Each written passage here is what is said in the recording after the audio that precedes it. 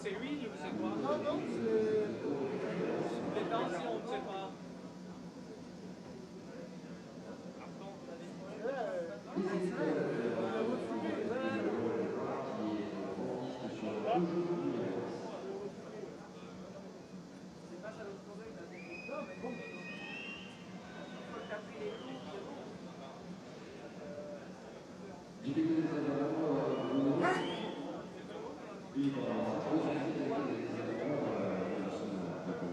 Et en fait, il reste 49 voitures en course avec une unité de 57. Alors, en fait, dans la chronologie des événements, les premières voitures abandonnées, la première a été en fait l'Aston Martin 0009, 2 petits tours seulement, et s'en est allé avec les casse moteurs. C'est en fait...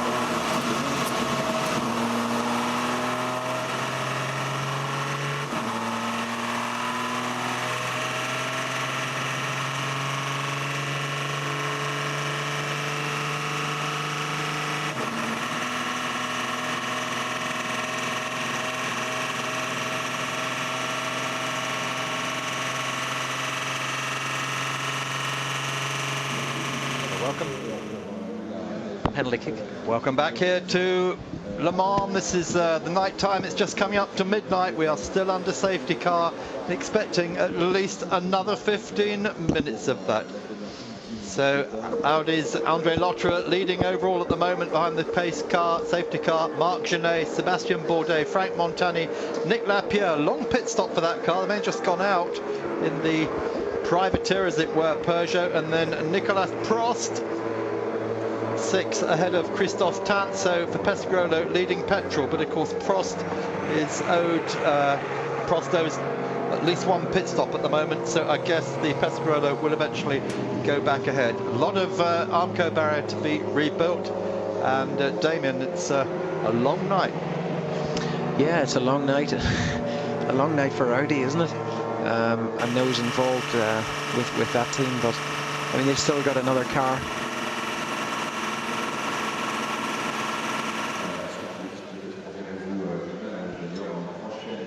So Andrea Lotterer still in the lead in the lone Audi, closely followed, of course, by the three Peugeots now, 4 Peugeots. Yep. It's going to be a long night's chase for that car. Andre Lotterer, they're putting such a good job in, but as John Hindhaugh is telling us, he's going to run out of time eventually. He must have been in that car since, I think, 9 o'clock probably, John. So I better check that, hadn't they? Just gone midnight, or just coming up to midnight. I mean, these guys will know when. Oh yeah, they'll have been told when the safety car is due to come in, and they'll just be, you know, thinking, oh, another lap, another lap, another lap. Yeah. And then it'll come, when it comes close to the time, they'll start getting their pressures up, their temperatures up. That's tire temperatures, brake temperatures, to go racing again. Yeah, let's flip down the order then. P2, it's still Alex Premat, former Audi driver, leading in the Oreca Nissan. And that's a mistake, you know. That's a mistake, right? Because he shouldn't be in that car now, right? Because they're wasting his speed. So, well, yep. they've got to have the amateur driver in there for a set amounts of time, and they are not getting the best out of having him behind the wheel of that car. We've seen, haven't we? Piers Phillips and Tim Greaves have seen the opportunity to put their gentleman drivers in behind the safety car and get their driving hours up. The guys at the 48 car have not done that, and that is a big mistake. He spent an hour behind the wheel in the first safety car period, in the first 4 hours. He's doing it again. He's doing it again, yeah. So that's the lead of that class at the moment. Olivier Lombard in second place in the Zytek. The Argentine car, Perez Companc at the wheel at the moment, the Lola. That's the Compec car in third. And Nick Leventis in fourth, just as John said, gentleman driver, just whiling away those hours behind the safety car. Ollie Gavin for Britain still leading in GT, in the factory Corvette from Jaime Mello, in the Rizzi Run Ferrari, and Mark Hosens in the 75 Porsche. Let's look at GTM, who's leading there. It is the number 70 car. Which Porsche is that, Damon? The 70 car? That's with Bure on board. The 70 car is Bure on board, and he's got a lap, well, nearly a lap over Gardel. Gabriel Gardel, yes, and then he's actually behind a different safety car. And Nick Johnson for Krone Ferrari. Nice run there, having talked to Tracy Krone earlier this evening. First time they've come here and had to run the car as Krone, because they've always been under the Rizzi umbrella. Yeah, they haven't done as many laps as they should have in the week leading up to the race. That said, their race pace has been pretty good. Got to say that. Well, here we are. It's just coming up to midnight. It's just gone midnight. We are now officially into Sunday here at Le Mans, and we are still under the safety car with the latest information that we are due to start racing again in 14 minutes time. But Damien and I are going to leave you, John. We're going to say good night and catch you up in the morning. I know you're going to be holding the fort by yourself now. You're not being joined by all our stars, aren't we? It'll be fine, honestly. Yep. Like, we couldn't generate some chat, not a problem. John, I just wanted to add, not apportioning blame to anyone, but I'm sure the Audi team will be telling Andrea Lotter to be very careful in traffic from here on in, as will probably the Peugeot guys. That's a good point. Yep, I think it's Peugeot certainly have taken note of this, but what came over really was the concern of everyone in the family for drivers in other teams. And did you also see Jean Todt was down in the garage, by the way, the president of the FIA? Yeah. He waved the flag at 3 o'clock. Everybody thought he was going to get on a plane and heave off to Canada for F1. Yep. He didn't. He stayed Changed here. his mind because he wanted to see a Peugeot victory, didn't he? Wanted to see some. He wanted to find out what overtaking was, so he stayed here. Proper overtaking. Right. You know, you remember Max Mosley saying to Bernie Eccleston, "Don't ever go to Le Mans because you'll enjoy it too much." Never came. Bernie never came here. So, thanks, guys. Right, I'm just waiting to see where young Stuart is, who's going to join you for the witching hour. Damien's broken his headset already before he goes. So under 15 hours to go. Liz Halliday joins me here under another long safety car period, and I think that 15 minutes past midnight may come and go before we get this safety car in. We've already had to pit one of the safety cars for fuel, so we're cycling through the safety cars as well. Now that's Eva Maria Vieth with Wolfgang Ulrich in the middle on the iPhone. I've just been through the pits actually and seen him covering quite a few interviews, and I asked one of the boys from Audi sort of what they knew. I don't know what you guys know, but I've been trying to figure out myself, and he said we think he's 90% okay, but we're not really sure. And I went 90%. He went, yeah, that's what we think. Thought, well, okay, that's 90%'s better than 50. They're going to take him down to get a scan. There's no doubt about it. That after a shunt like that, you can't not. It was unbelievable, absolutely. Big shunt, very, very big shunt. 2 wheels on the grass from Rocky, and there's some speculation now about whether there was even a touch between the two cars, or whether Rocky spun it up having gone onto the grass. I think there was a touch. It looked it from the in-car. It did really look it, but it doesn't need much, of course, with these cars. You're going so fast, you're so much on the ragged edge. Do you know, it doesn't even matter if they touched it. Well, we saw last year. The incident shouldn't have happened. Well, we looked at it, seen as it last year when Davidson did the same thing with Collard. There was no touch there, but you get a certain amount of side draft on these cars. That's very true. And for everybody who says that the Ferrari should have been out of Rocky's way, well, Collard tried to do that last year and he ended up in the wall. And remember, and we're going to see the crash again in a moment. At the safety briefing, and Stuart made this earlier on, the GT cars are said stick to the racing line, and I remember doing a voiceover for a movie with Paul Drayson where the prototype driver said, please just stay on the racing line, because by the time you've seen me, I'm going to be past you, or at least I'll have made up my mind which way we're going. I have to say, though, I do feel that it's not very hard in that place to just lift off a little bit. It's not, you know, I've been past in that spot, and he would have known he was there. That's the thing. He definitely would have known. Here it is from Rocky's view. Stuart. So it's just coming up now. The King's coming up, wants to get through. The Ferrari just turns in, clips him, and then passenger. Now here's something. The Ferrari's got yellow lights there and was in front, and you can't see the yellow lights from that angle because the Audi is so bright, and that's what the Ferrari driver sees behind him. Just a blur of white lights. Mike Newton's got a rearward facing camera on his car, and it's clever enough to take its iris down so that you can see where the cars are, and it's effectively like putting a black film over the lens of the camera. And you know that could have been a problem with the Ferrari. You know, you've got the Audi, all sorts of glare in the mirror, so the Ferrari doesn't know quite where it is because the lights are so good. You don't know whether it's 100 meters away, 50 meters away. It's on top of you, so just turns in slightly, and by the time he's turned in, Rocky's alongside. You're at such a fast point of the track. We talked about the wings being a lot skinny and the car slightly being a little bit more unstable. Straight off into the wall, but thank God he's okay, and they're repairing the barriers, and hopefully we're going to go racing soon. Tell you what, if that was in Northamptonshire, we'd be here till November to get those barriers repaired. We'd have had combs out and contraflow for 6 months. Again, an absolute testament to the build of those vehicles. I mean, that thing looked like it'd been hit by an asteroid. We couldn't recognise the car. Nobody knew what car it was, did we? I know. For like ages. You know, this new Audi Ultra lightweight technology means that the whole monocoque of the car is built in a single layer of carbon, and it saves weight, but it's also very, very strong. Lola do it as well on their closed coupe cars, and quite clearly that is it's been a massive plus point to the two big shunts. You guys drive, right? That scares the living whatnots out of me. However, when you see that a car can go through something like that, and from what we've heard, the guys have both got out the cars and walked away.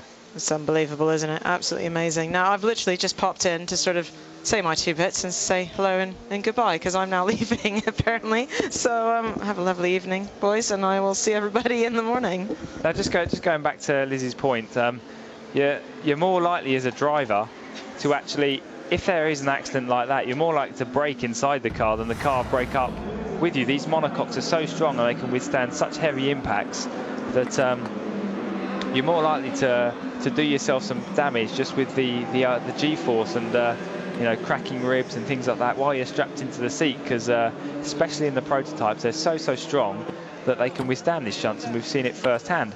Some of the cars that, the GT cars, I'd much rather be in a prototype than I would in a GT car, because a GT car, although it looks a big sturdy car, you haven't actually got that carbon fibre monocoque. You've got roll caging in it, and I'd much rather have an accident where the car is designed to dissipate like a prototype than in a GT car, where it's much more solid and the energy goes into the driver more. It's funny, it's one of my high horse things about how careful we have to be nowadays as the speeds get so much higher for street-based cars, road-based cars.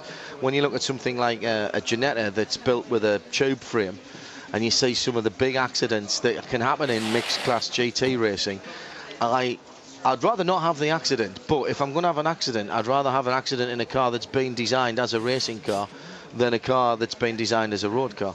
Most definitely, race car technology, is what paves the way for safety in road cars, and hopefully, Audi as a group will learn from McNish's shunt and Rockenfeller's shunt, and that can ultimately transfer into the road car safety.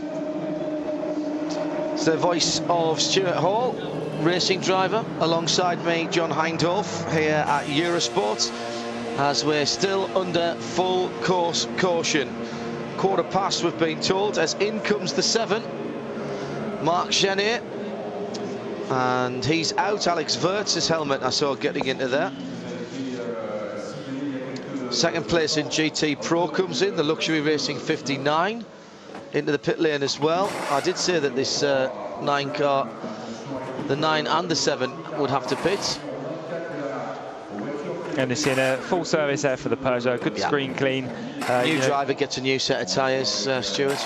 Guy, nice view of a Peugeot mechanic's backside there leaning in the cockpit. And, they'll be... Classy. Exactly, And they'll... cleaning the screen, getting the oil off, cleaning the lights, just making sure that the car is all nice and ready for the next stint. They've got a bit of time.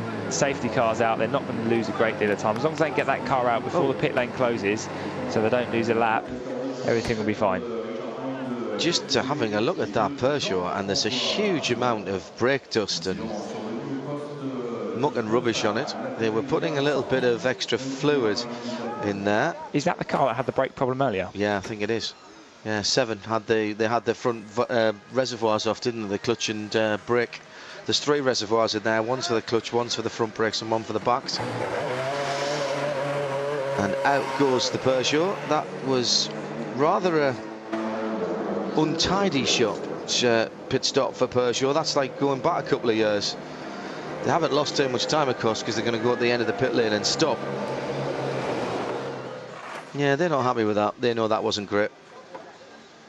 So, we've got some special guests, Andy. Right, go on, crack on. We mentioned them earlier, the Speed Chills girls. They've come to visit us in the commentary box. Hello, ladies. Hello, how are you doing? I'll turn your mic on and then everybody can hear you. Hello, how are you doing? Hello. I'm representing Martin Haven there by not turning your mic on. Lead on. So girls, you know, we gave you a little introduction earlier. What are you here for? We're here with Speed Chills, who is a tour operator. We have a few campsites around the site. We run tours out to our Narge at night, and we look after the guests while they're here. So we put on catering, the entertainment, and we also sort out their ticket packages and their travel packages as well. Now, we've seen you walking around, and we've seen many photos being taken with you girls. Doesn't it get a little bit boring? Never. It's really nice. It only happens one weekend a year. So it lasts until the next year, and then it goes home and goes back to normality, which is very boring. So no, we make the most of it while we're here. So you're not Speed Chills girls for the rest of the year. It's just for Le Mans. No, we are actually affiliated this year with the LMS, so we will be at all of the meets as well, so we can sort out tickets for all of them. Le Mans is definitely our biggest event of the year, but we will be at Silverstone and Imola, hopefully Estoril as well, so hopefully see you guys there. Cool. So everyone wants to know, what team are you supporting? And who do you want to win? Rebellion. I think in LMP1 it's definitely Rebellion. We've definitely got our colours there through and through. They were very kind and opened up the pits to our members this week. All the proceeds as well went to the Japan Red Cross. That was wonderful. Also Krone in the GT classes, they also opened up their pits for our members, which is very lovely. So we're cheering them on too. You're cheering a bright green car that looks like a Peugeot. Yes. So it slightly clashes with the uniform, but it's wonderful. Can't miss it. Also RML as well. Those guys are very lovely, very hospitable. Whenever we come down, they always come and say hello. So they're fantastic.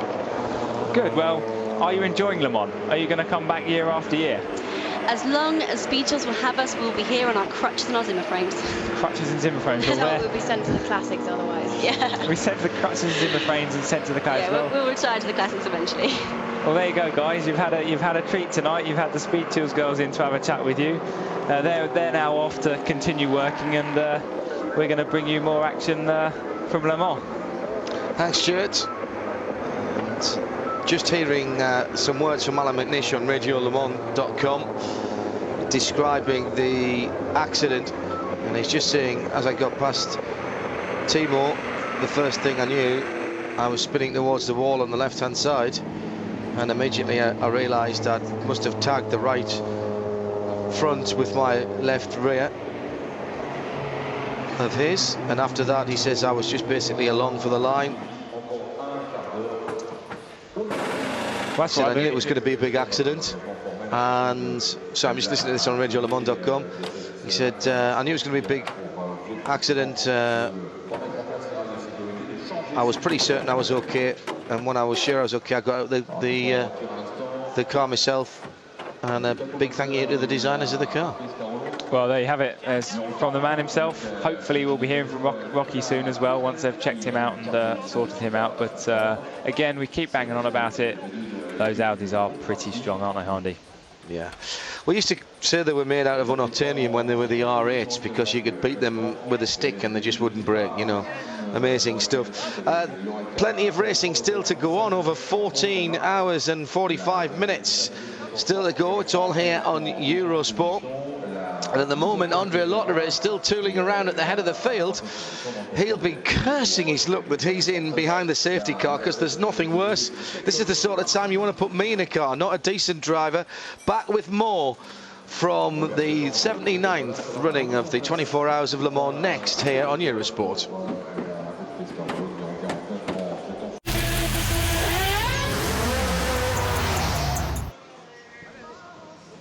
Welcome back to Le Mans. We are live on Eurosport at the moment. We are still under safety car conditions. That almighty accident from Mike Rockenfeller about an hour or so ago has damaged the Armco. So they're putting some new Armco in, repairing it, and hopefully we'll be under racing conditions soon enough. it's quite a tricky time for drivers at the moment because they'll be trying to keep the heat in their tyres, and as the night falls it gets very, very cool, and that becomes increasingly difficult. As we're seeing at the moment, cars are coming in and out of the pits, cycling through pit stops. We've been under safety car for such a long time now that people are probably having to make second pit stops under the safety car, and even the I think the safety car has probably been replaced at least once. I'm not sure. Have you kept an eye on that, Hindy? Sorry, say that again? I think they might have replaced the safety car at least once. No, they have done one at least once. They've got a different Audi out there than they had before, but I was talking with Damien before you came in, you know, the safety car is pushing quite hard, even though it looks slow out here, and the fuel consumption will be quite high on that. It's not a diesel, it's a petrol, it's a V8. It's going to be slightly less economical, and it is tearing it up around the track. And there are 3 safety cars out there. Nothing worse than a driver, said about Lotterer, but nothing worse as a driver than being behind a safety car for any amount of time, but for over an hour it must be driving these guys batty. Oh, it's incredibly frustrating, and on a lower level, in the Silverstone 24 hours last year, there was a safety car for about 2.5 hours, and I was fortunate enough to be in the car at that time, and for 2.5 hours you just sat there trying to keep heating your tyres, but not really going anywhere, and frustration does start to build. And what these guys have got to remember is, you know, keep everything in check. Once the safety car comes in, those tyres are going to be cold. The track temperature is going to have dived as well, so conditions are going to have changed. So it's best to sort of start feeling your way in. Don't take too big a risk too early, although you won't say that to the diesel boys. They'll be pushing out of the box straight away. But you know, conditions are going to be changed, and it'll be good to just do a couple of laps, try and get the feel of the circuit again before pushing max. Yeah, I don't know how the people keep their concentration. I remember in one of the first years of the Brit Car 24 hours, it got cold and wet and foggy during the night, and it got very, very cold. And in a racing car, of course, I'm sure our viewers are pretty much aware of this, there's no heater. So you're sitting in your race overalls, which you've been hot and sweaty in, and then you slow down and you're getting a chill, and you're getting a chill very, very quickly as the barriers are still being repaired. That's still some way off, that, I tell you. Hopmast might be a bit enthusiastically excitable by the SEO.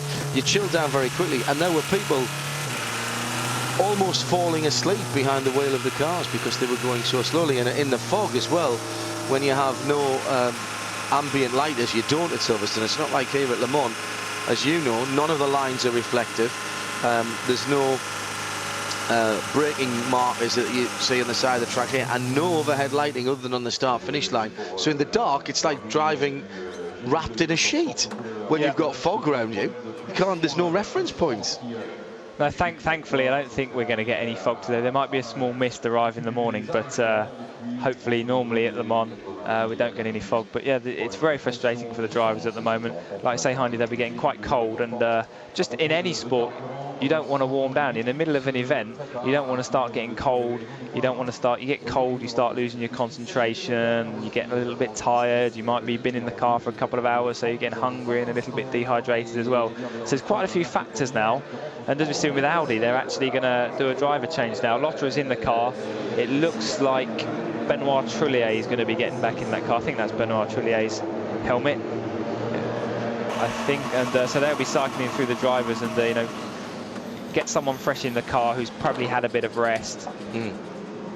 And it's just better for when it does go green, they'll be a little bit more sharper and take advantage of the situation. The key with 3 safety cars is getting in at exactly the right time. What you've got to do is, when you see that the safety cars are coming in the next lap, time it so that you come in just as it goes green again, so you don't get held at the pit lane exit, so you lose as little time as possible. Talk about Silverstone and the 24 hours. It's the same weekend at Petit Le Mans later in the year. Over in Silverstone at the moment, hello to Caroline, who is the other half of Piers Phillips, the Stracker TM, who's on the wall at the moment, just seeing how chilly it is out here, and also to young Ethan, who's been allowed to stay up a bit later tonight. Hello Ethan, hello Caroline, nice to know that you're watching Eurosport, where we have an Audi pit stop, and this is the leader, Andre Lotterer. New set of boots. Oh, now this looks like they're going to do a bit of remedial work on the nose, just getting all the rubbish out. Yeah, just a general rad care. I think they've got a bit of time, haven't they? So, and away he goes. Just while we're on the subject of shout-outs, just like to say hi to Mum and Dad watching back in Essex, and my mate Chris, who's in London watching at the moment. Hope they're all enjoying the coverage, and stay up. It's only one night for the year. And the Audi is at the end of the pit lane, so there is a... Well, they've got to stay there till the next safety car comes through with 3 safety cars. This is why it's a lottery here. I'm not going to have a safety car rant, much as the Midweek Motorsport Listeners Collective at radiolemans.com will do, because you all know this. But it's a ridiculous system that they now hold him there until the next safety car comes through and he joins the back of the next safety car line. So there's no reason for him not to have rolled out and caught up the line in front of him, but that's not allowed. So that's why, if you can stay out of the pits while the safety car's in, out there, it's completely 180 degrees about face from where you would normally be on a safety car. Yellow flags, get in, free stop. No, you're going to lose track position here. And he may well, he might lose the lead here for the first time in a while. I'll have to see when Frank Montani comes through. Quite bizarre. No, that's, you know, Audi must have calculated the situation. Yeah. So they know something we don't, and they must, either they can't have made a mistake, and well, I don't think they would have done, but you never know. They've got one car left. We all hope that car, it would be actually nice if it won, to be honest, the troubles the other cars have had now. But you've got 4 Peugeots hunting him down now, 4 of them. Not just 1, not just 2, but 4. And so, you know, they've got a serious task on their hands to keep them behind. Yeah, but they got, you know, people say, oh, I'd rather be chasing than leading. You'd rather be leading, you'd much rather be leading. Yeah, absolutely. Now that Trellier car has now left the pit lane. There he goes, confirmed on the screen. The yellow light flashing is in lieu of waving flags, although they'll be out there as well. So Lottery is out, Trellier is in. And he's got 1 safety car between him and the number 8 Peugeot, so he hasn't lost the lead. But unfortunately for Audi, the safety car train that he's joined the back of, and again, this is a lottery, it's a very long train, because you don't get the same number of cars behind each safety car. That's just arbitrary where people join the track. And unfortunately, the leader of the race, Ben Trellier, is at the end of the longest one. Law of sod, I think, is what you say that.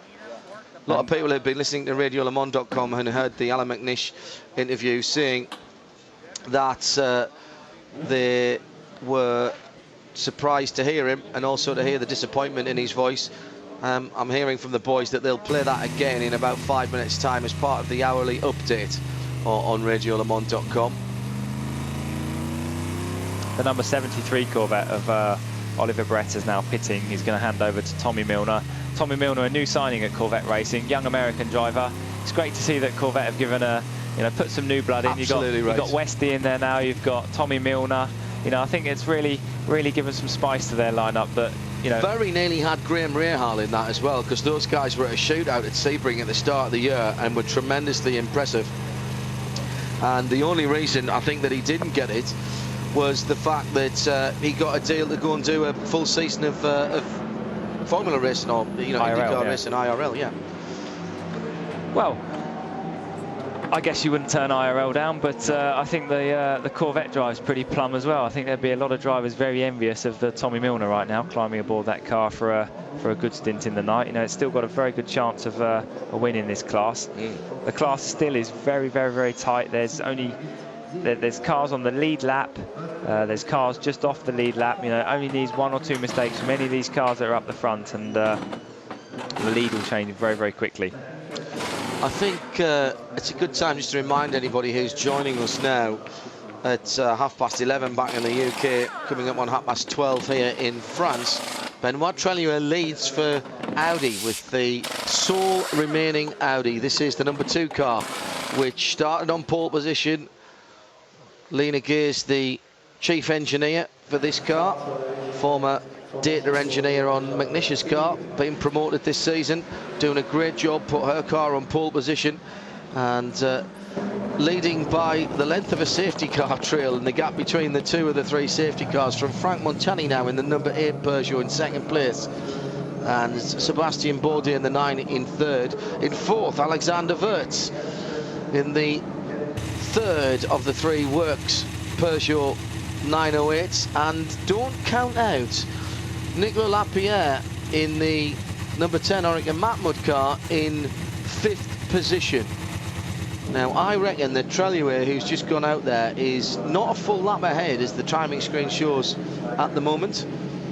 You think you're right. I think it'd be half a lap now. Correct.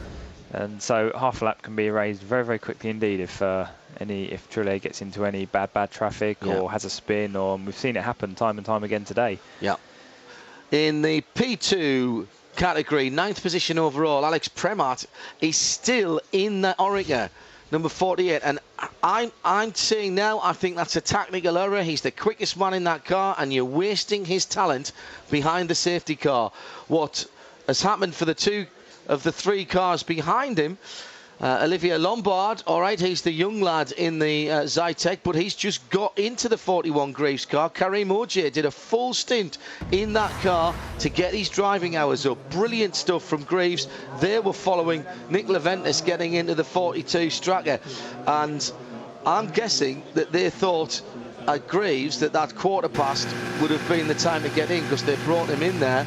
Nick Leventis is still in that one, and it's gone back another 15 minutes.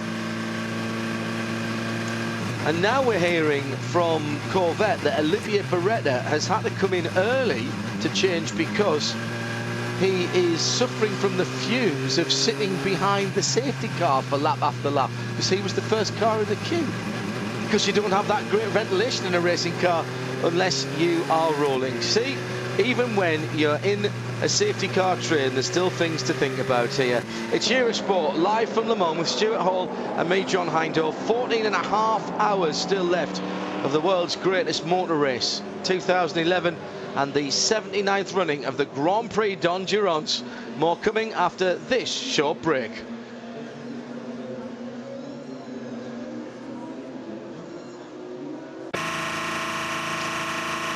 Well, looking forward from the leader of the race, and ahead of Benoit Trellier is a line of cars.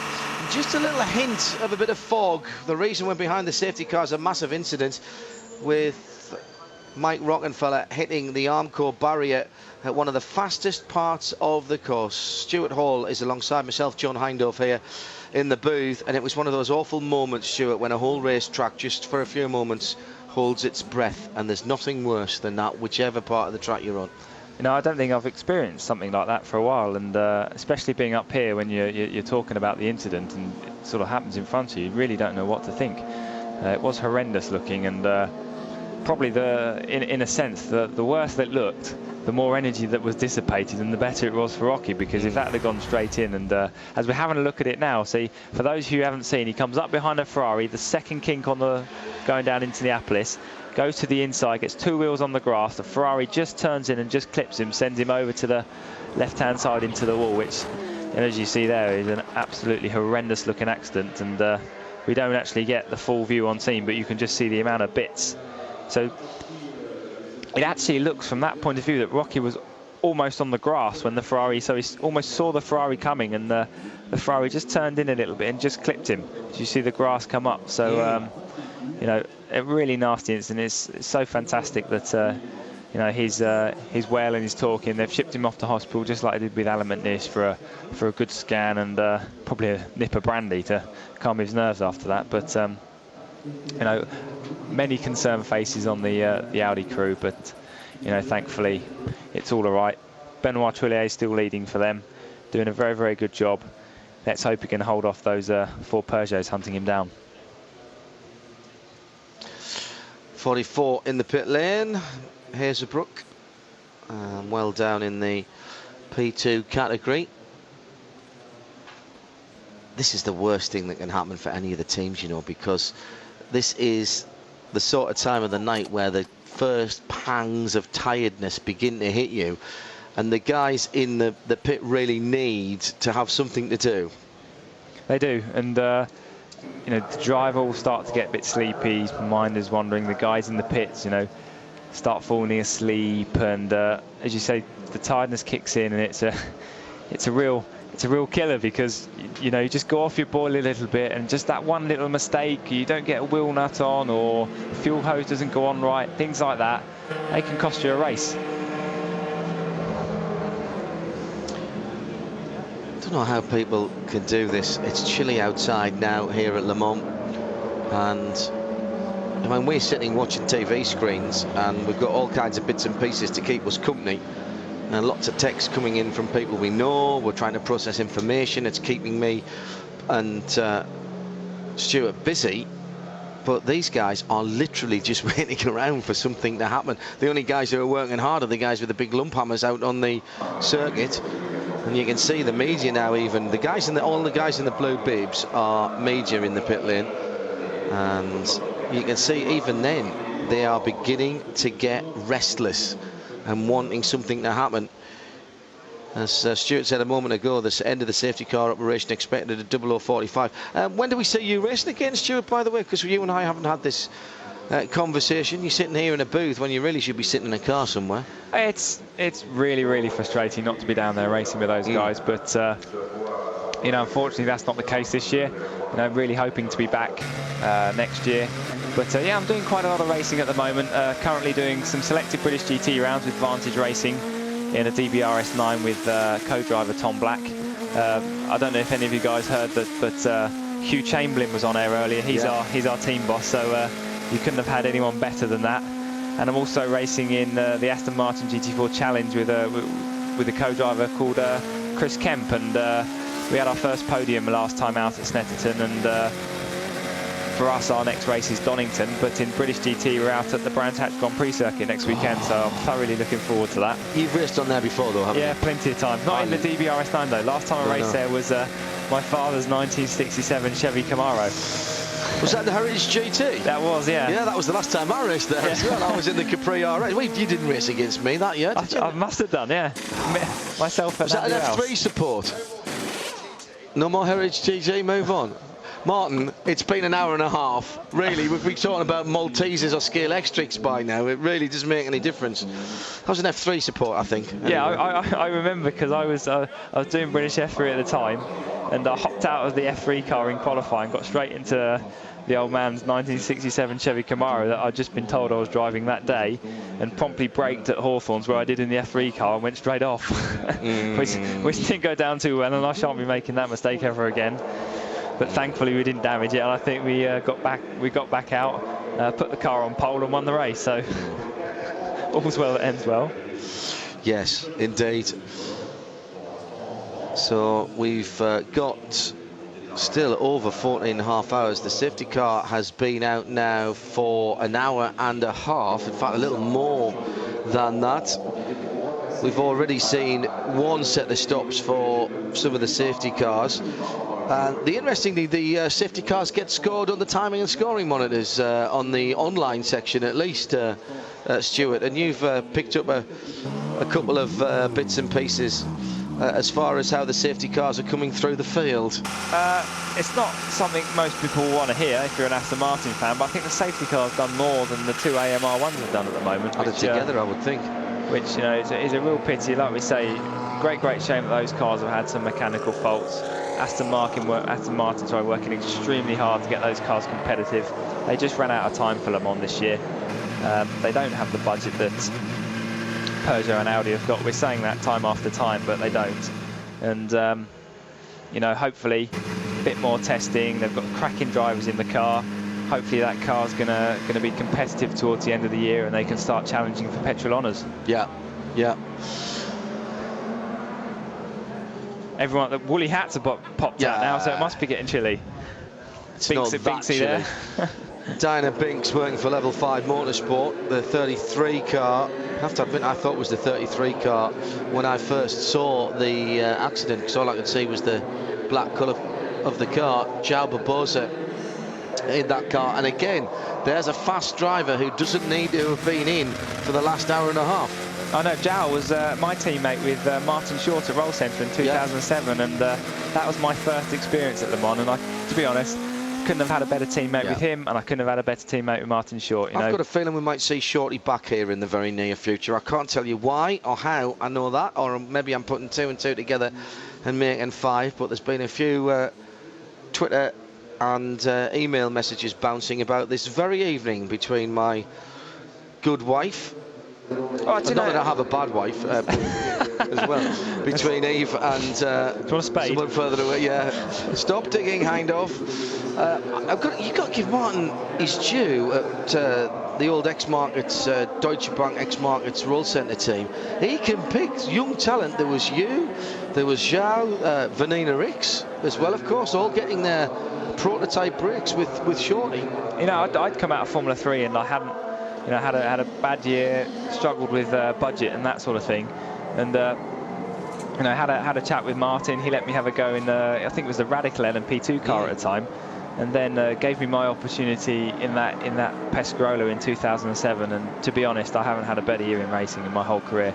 You know, they're a fantastic team, and it just goes to show that you don't always need tons of money and great big shiny trucks to win not win a race, but be successful. You know, we turned up, we were on a very tight budget, and I think we shocked a lot of people, and that's down to the fantastic effort that Martin put in with all his team, and I think the 3 of us drivers did a good job as well. You know, myself, Martin and Zhao, we made no mistakes. We were in a Pescarolo, probably the best Le Mans petrol car in a long time. They're generally very, very reliable, and it just went swimmingly well, and we were in Nats Cock of finishing 3rd, so we were very, very happy. Yeah, not a bad start, eh?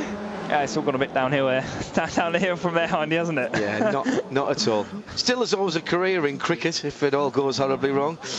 Well, with me bowling and you behind the stumps, I think we're a pretty mean team in the dailysportscar.com there. Yeah, that's something that we could have been organising during this this long break. So we are still no closer to getting this restarted. I've got to tell you, I can't see us getting this going in a mere 4 3/4 minutes, as Michael Waltrip is sitting waiting to go in, and he's just had his leg over his shoulder, according to Graham Tyler in the RadioLeMans.com pit lane. Leg over his shoulder? Yeah, and he's a big lad, and to be able to do that is very impressive indeed. I do like the cut of the man's jib, to be honest. He's done really well. Well, no thought of getting any racing going at the moment, so let's have a quick commercial break before we come back to more live coverage from Le Mans.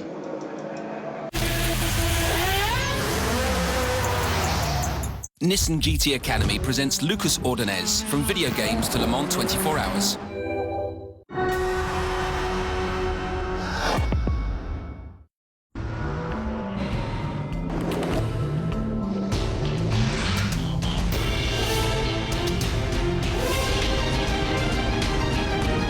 Be one with it. Hankook Tire, official partner of DTM.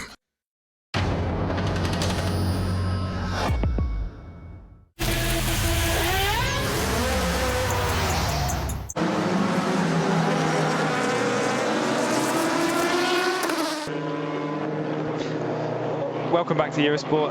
You're still live at Le Mans. We're still under safety car conditions. It's, I think, frustrating the guys out there a lot more than it is us.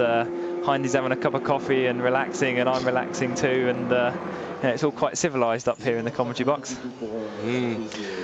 Just hearing a little more news about Rockenfeller's accident, which caused this safety car. We're getting some eyewitness reports who have seen the car, and that the safety cell was completely intact on that car, and he has phoned his parents from the medical centre, but he's been taken away from the circuit to have scans, as you might expect. Stuart, we shouldn't read anything into that. That's, again, standard operational procedure, just like the way they immobilise people when they take them out of cars, just in case, because until it's all been scanned, nobody knows what kind of injuries might be there.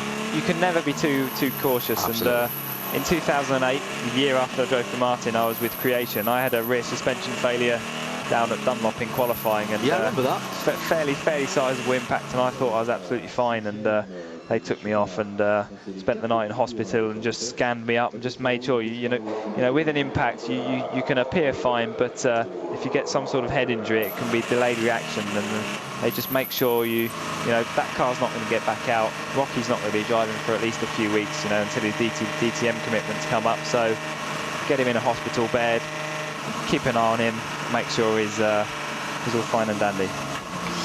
Well, we're hearing that the safety car should be pulling in, not the end of this lap, but the next one. They've only increased it now to 0050 hours CET, which is some 6.5 minutes away. So this has been a fabulous job done out on the circuit there. I would say maybe 15 or 20 posts needing to be replaced there on the left-hand side. Never mind what damage there may have been on the right-hand side. It's taken a couple of hours, but the guys have done a great job in the cold and in the dark, with the racetrack still neutralised, but still live. Oh, they are doing a really... If you think what was going on, it takes the guys in England, if they're building the road, that'll take 3 weeks to do that. That's what I said, that'll be shut till November in Northamptonshire. And they're doing it in an hour and a half. has been closed. Yeah. But you know, they're replacing basically a load of Armco, so it's a tough job for them, and it's dark, and ripping twisted metal out and putting posts back in is not an easy job. And we saw a guy earlier that had arms the size of my torso doing that job, so you don't upset any of them. Well, now, tell me what the drivers are doing now. They're told now that it's going to be one more lap. So you've been driving around, some of these guys, for an hour and a half, 2 hours behind the safety car. What do? Slap yourself around the face? Do you throw bottled water over yourself? What are you doing right now thinking, OK, we're getting ready to go? I've done this a couple of times before, but they're telling us now this is ready to go. What's going through your head, and how do you get yourself back up? Because clearly, with traffic like this, you cannot afford to be, metaphorically speaking, scratching your whatnot and reading the paper in the morning. You know, you've got to get to work straight away. No, you have to. You know, these guys are going to be, you know, as you see, that the activities are hotted up a lot. Everyone now is weaving furiously to get some temperature in their tyres. They weren't doing that a few laps ago. They've obviously been told that safety cars coming in imminently, so they'll be weaving furiously, trying to get back in that zone, trying to assess the track situation. It's going to have changed. It was an hour and a half ago. The conditions are going to be colder. Maybe a bit of dew maybe coming down, so it's going to be maybe damp. Obviously the tyres are going to be cold, the brakes are going to be cold, which especially on the prototypes with the carbon brakes, they're not going to work for a few corners. You know, these carbon brakes have got to be above sort of 300 odd degrees to get any proper retardation out of them. So, you know, you've got to be thinking when they're coming into the first corner for the first time. The tyres are cold, the brakes are cold, but you know, I can't back off too much, because if I do, the guy behind me is going to stuff it straight up the inside of me, and I'm going to lose a position. So, you know, they'll be just trying to get back into that zone, you know, get their mind focused, think back onto the job. You know, everything's done now. The barriers will be repaired. Let's get back racing. Let's do our jobs. Carbon brakes as well take some getting used to. As not, oh, and there's a pad change going on there on the farm back of Hankook Ferrari. You saw the guy with the big levers in on the front of that GT car. Came in with its four-way flashes, the hazard flashes going. Now that'll be presumably a pad and a disc change, or a rotor change. Just be pad. Just I think. pads. Yeah. I'm surprised the GT cars need a change actually, unless they've had a problem. Might be just precautionary. I mean, they've got a lap or so to do that, and if they're not going to be challenged by anyone, and Alan Simmer said, oh, someone spun under the safety car just as they cold tyres. This is what Johnny Kane did. It's the hybrid car. This is the hybrid 5, and that is Kasper Elgaard, who is in that car at the moment, and now he's got to try and find reverse, otherwise they won't be able to go green again. As you say, it's so easy to do when the tyres are cold and you've got that much horsepower going through the rear tyres, and they're just doing a bit of a 3-point turn around the circuit. Marshall, good job they haven't gone green, really, isn't it, Hindy? Because that could have been another disaster. You know, as much as I really appreciate what the marshals do, seeing people run out like that into the middle of a track, yeah, that was just cold tyres. Just lit the rears up, traction control didn't catch it in time. Round you go. It's so easily done. We see it happen on warming up laps to races occasionally. I've seen, I think an Orica did it. in the Silverstone round of the Le Mans Series a couple of years ago, and it's so easy to do. These cars, when the tyres get cold, they don't work. You know, it's not like they, especially on a prototype, they become like ice for a couple of laps. Yeah. And you've just got to be so careful when applying the throttle and applying the brakes, because it could so easily go wrong. Well, Casper Elgaard has got the car pointing in the right direction. Bizarrely, I can hear police sirens in the background, which is only slightly. I'm looking over my shoulder to see if I was speeding there. It's always, even when you're not speeding, you always panic, don't you, when you hear the two tones going. Well, here we go. Any second now, we should be racing again. The leaders, once again, are behind the safety cars that will leave the circuit in the middle of the Ligne Droite en Arrière.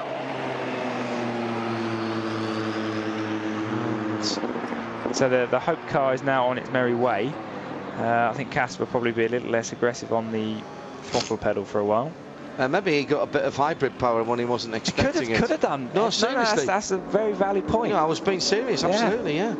You know, that car is a new technology. That's why it's in the race. They've had their troubles, but they're still going.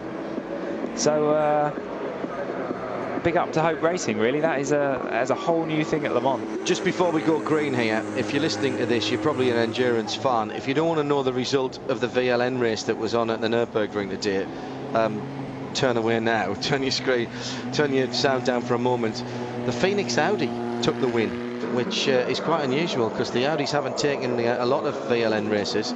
The lead Zagato was second for Aston Martin, second in SP8 and 15th overall, just ahead of the 24 hours, of course, which is a couple of weeks' time, and you'll be able to hear that all on radiolemans.com. We're out there from the Monday. I'm going to test a GT4 car around there a week on Monday. What, an Aston GT4 car? Yeah, well, fantastic. You'd love it. With a view to doing a VLN race later in the year. Jump at the opportunity. The Aston GT4 car, lovely car, very easy to drive, and especially around the Nürburgring, will be an awful lot of fun. I drove the Rapide that they ran at the 24 at Silverstone a few weeks ago and thoroughly enjoyed it. Big road-going V12, paddle shift automatic, and it is an automatic. It must be the racing car with the least vices in the world. It is still a gentleman's conveyance, and of course with the big V12 in the front, bags and bags of torque, and even on the national circuit at Silverstone, as quick, if not quicker, than a GT4 car, and could have driven it all day. So much fun. Talking of the VLM race, I know that Phil Quaife had a win today. Quaife's there in 2 weeks, just getting his VLN races under the belt. Good friend of mine. Nice to see him winning there. Really deserves it.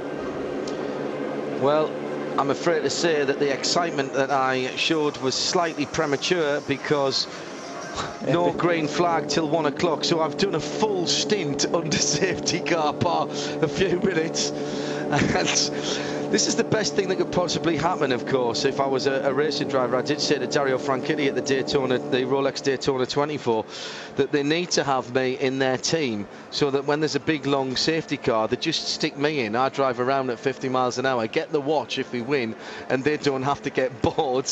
And because you can add 174 drivers in the Rolex, it's not a problem. That's a good idea. Yeah, no, I think it's a great idea. Dario was seriously considering it. Jamie McMurray and Dario, I was in Dario's trailer when we were talking about it. He went, actually, that's not a bad idea. I says, better still, you could probably sell that space in your car to, like, you know, some very wealthy gentleman driver and say, look, you might not get a drive, but if there's a long safety car, we'll stick you in as a 5th or a 6th driver, and you get the watch. That's a grand plan, Heine. That's a grand plan. Always thinking, me, mate. So up there for thinking, down there for dancing. I've heard you're a bit of a singer, though. Oh, well, don't get me started. So if we're under safety car a bit longer, perhaps you could bring out the karaoke.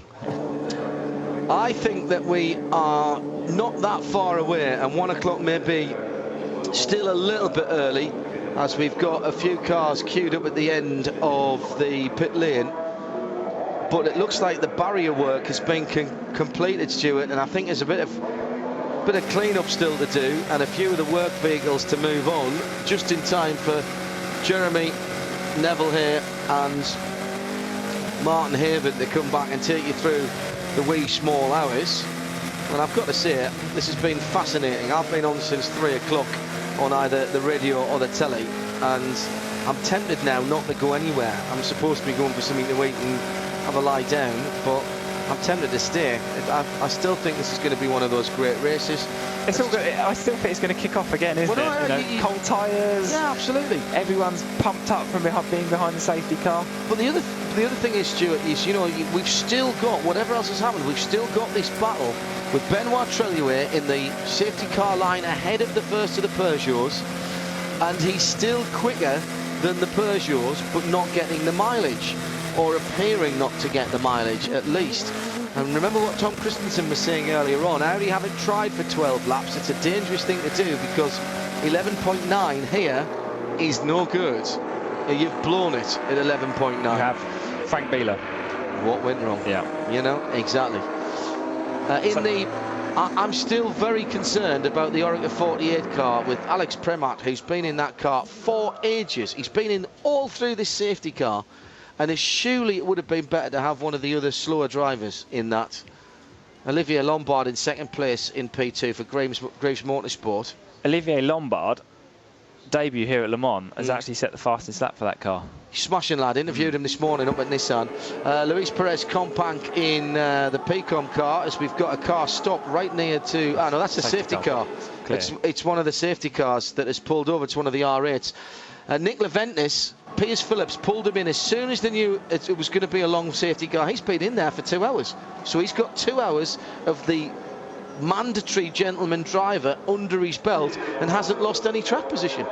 Brilliant by Piers, and I'm just wondering if that safety car had pulled off of its own volition, or if in fact it may have run out of fuel. Well, that's the thing, you see these cars driving around. Two already. You see these cars driving around under the safety car, and to us looking, we're used to the race cars, and the race cars that are going at such a slow speed, but as you said earlier, the actual safety car is actually pushing really hard. The guy in that's really going for it, so they are going to use up fuel very, very quickly indeed.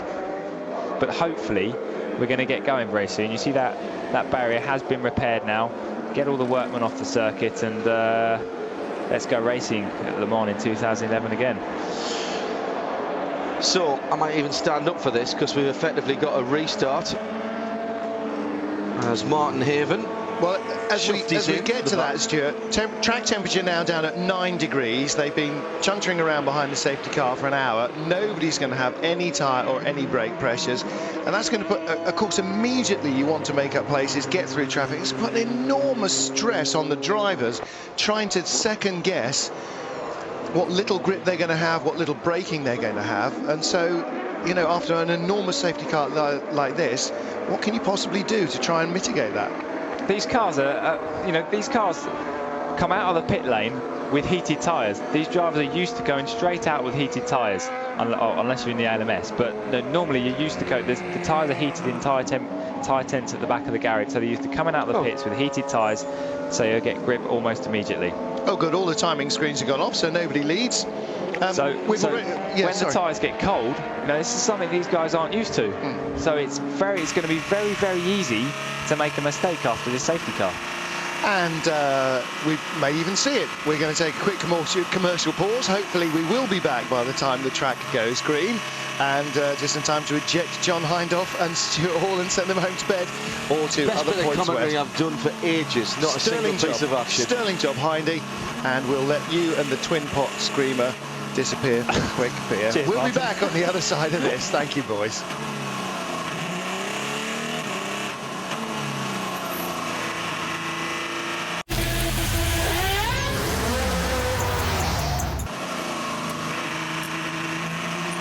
Welcome back live to Le Mans on Eurosport. We are behind the safety car still, and hopefully now, for the last couple of moments, we ride on board with our race leader. It's Benoit Treluyer, as it has been for the last 2 hours, and clear up operations on the run down to Indianapolis, we believe, are just about complete. Martin Haven here, Jeremy Shaw, and the legend that is Neville Hay joining me in the booth as we head into heading up towards the halfway stage in the race. We're now well after midnight. It's just after 1 AM here. well, it is on my watch, but then it only cost 100 yuan, so we're just about going up to 1 o'clock in real terms. Well, I've got 2 minutes past 1 actually. Well, you see on yours, but look at my look, see, clock. Ah, well, that's clock it. says we're 38 seconds fast. Looking there in race control. And boy, they have been busy boys today, and boy, they have had to deal with the aftermath of 2 extraordinarily nasty looking accidents, from which the sum total of human injury we gather is Mike Rockenfeller had a small cut on his arm. Yeah. Unbelievable. And Jeremy Shaw, accidents like that come around very, very seldom in auto racing of any kind, and the amount that we see, the amount that we cover, the very few times we see crashes like that are mercifully tiny, and to have had 2 within a few hours of themselves here is quite remarkable. Safety car is not coming in this lap, it's just gone by. More cars going into the pits. Message from race control says it would do, but clearly they are still receiving messages from on the run to Indianapolis. So this is a never-ending question, isn't it? Yeah, and you know, you referred, you know, thankfully crashes like this are very seldom. A couple that spring to mind are probably Alex Premer in the DTM car last year, and then of course Robert Kubica's Formula 1 crash at Montreal a couple of years ago as well. But I mean, just huge debris field there on the run towards Indianapolis. I spoke with a couple of drivers, including David Murray, who was at the wheel of the Robertson Racing Ford GT, and he said he came through, he thinks probably maybe a minute or less than that after the accident took place, and he said he just couldn't believe the amount of debris around. He never really even saw the car. He just saw, you know, large bits of chunks and things all over the place. And I was actually at the other side of the track and looking at one of the monitors over there, and you know, we saw those views from overhead, from a helicopter presumably, and also some looking down the racetrack, but I couldn't pick out anything at all.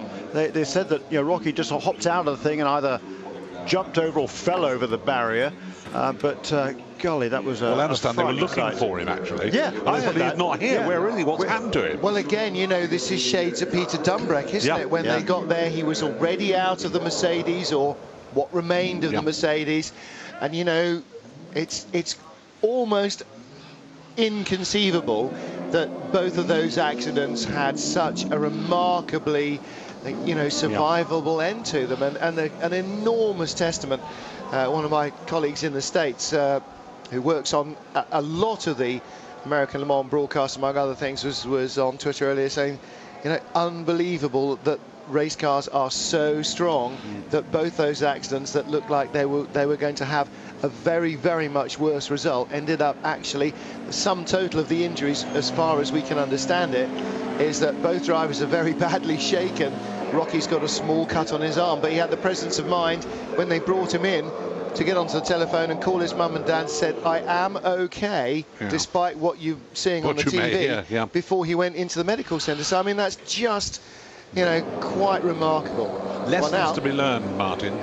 I think one is undoubtedly we've got to look at rearward vision. Safety car is in, and we have green flag racing for the first time in 2 hours. So 13 hours and 57 minutes to go, and the cars will get back onto racing pace, or as close to it as they dare at this stage. Well, we'll talk about this in a little minute once we've re-established the field and the positions. There is our race leader, and he's got a lot of traffic in front of him, and immediately Benoit Trellier is starting to get on with the job. Now, a couple of hours ago when the accident happened, did suggest the thought that I'm sure must have been going through Wolfgang Ulrich's mind whether or not he could even remotely think of asking these guys to carry on racing. And I don't know what thought processes, what discussions may have happened within Audi, but it is clear that they have decided against running the shutters down and withdrawing the final car. Why should they? Why would because it's been it was a driver. Just because, as the team, you know, if it was your team and you believed, as we all believed, in 2 instances within a couple of hours, you were watching one of your drivers in a fatal accident, do you really, really want to do that again? There's no earthly reason why it should have happened once, no earthly reason why it should have happened twice, and certainly no earthly reason why it should happen a third time. but it's just not a good feeling to say, it's okay, we'll carry on, because these things just happen. Yeah, I don't follow that. I mean, they're trying to win the race. I mean, their goal is still to try to win the race. I agree entirely. Do you want me to finish? Oh, I'm kidding. Hey, no, but seriously, it's not as if that there were car failures involved or anything like that. There's no reason that Audi has any doubts whatsoever about the quality of their drivers, even though, you know, maybe there might have been a mistake possibly in the first accident. Certainly wasn't in the second one, clearly. So there was nothing to do with the cars. In fact, the cars did an obviously fantastic job to preserve their drivers from any serious injury whatsoever. So they have full confidence in everything. They're leading the race. They want to win it. There's no doubts. I'm sure it wouldn't even cross their mind. If there was a mechanical break in, yes. If there was, shall we say, the worst possible outcome of either of the accidents, there would be some way. But no, not with that. I think the one thing, however, that we all have got to look at, or at least the FIA have got to look at, is rearward vision. It has left an awful lot to be desired for a very long time. Now, I know very bright lights and all the rest of it. It's not rearward vision, because it is the duty of the slower driver to stay on line. All he needs to do is look in front of him. It is the duty of the faster driver to get by safely. In the incident that happened to Alan McNish here, he was blindsided by his teammate being very slow, unexpectedly right inside of him. Instead of running into car number one, he dived to the inside, and from out of his peripheral vision, of which he has none, as he got to the apex of the corner, a Ferrari suddenly arrived and he was tagged around the nose of it. In the case of Rocky, he knew that he was going into a gap, and he knew, because all the drivers were briefed explicitly and in detail during the driver's briefing to stay on the racing line, that Ferrari was going to go for the apex. Now, if the driver does not stay on the racing line, the driver coming up behind has no idea where he's going next. He could swerve left, he could swerve right. If drivers are told, get out of the way, what happens is what happened with Andy Priaulx last year, where he tried to make room for a fast approaching car, and they both misjudged it, and there was a big accident. If you stay on, Jochen Mass in the Mercedes was dramatically taken out in Brands Hatch many years ago by the same thing. Back marker in clearways, moved. Jochen was already committed to the outside. Back marker moved offline. Massive accident. Could have been very nasty indeed. Wasn't. But if the back markers, if the slower drivers don't do what they're expected to do, then how is a quicker car ever supposed to find its way round? The problem is not that the slower cars can't see what's coming up behind them. They shouldn't care what's coming up behind them. All they should care about is staying on line and being predictable. Part of the problem may be that they're not aware of how close these bright lights are behind, particularly of the Audi. We heard Lucas Lewis saying that when the Audi comes onto the straight and starts flashing the lights, at the first chicane you can see it coming.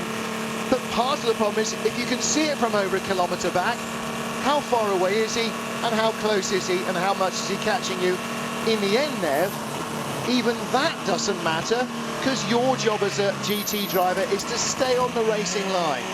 Not arguing with you about that, but in fact it's always the job of the guy who's going to come past to sort it. You do what you're doing and let him make his arrangements. But the fact remains is that rearward vision from these cars is very limited. It's the same in Formula One cars, and one way or another it is a limiting factor that we should, if we can actually make cells such as we have on these cars, where people are walking away from accidents of this size, if we can actually make it easier to see out the back, it'll help. You're turning it on its head again. No, two things from my perspective. Number one, where the latest accident happened, that was a kink. That wasn't the corner where you need to take the racing. You do need to take the racing line, or you go off.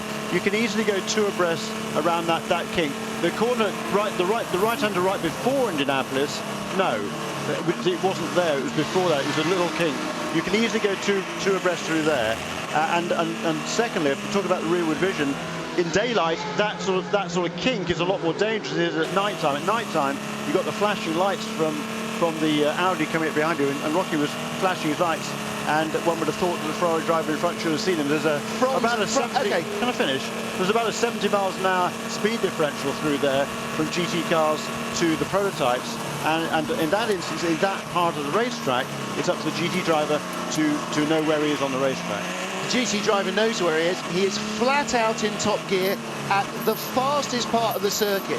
No, it's not. It's not the fastest part of the circuit. Is 500 metres further up. So he's flat out in top gear, accelerating with all the cars got, and he's using all the road because that's what you do. No, not at that particular kink. If you're going by somebody at almost identical speed, you might be able to go by them through that kink wheel to wheel. Yeah.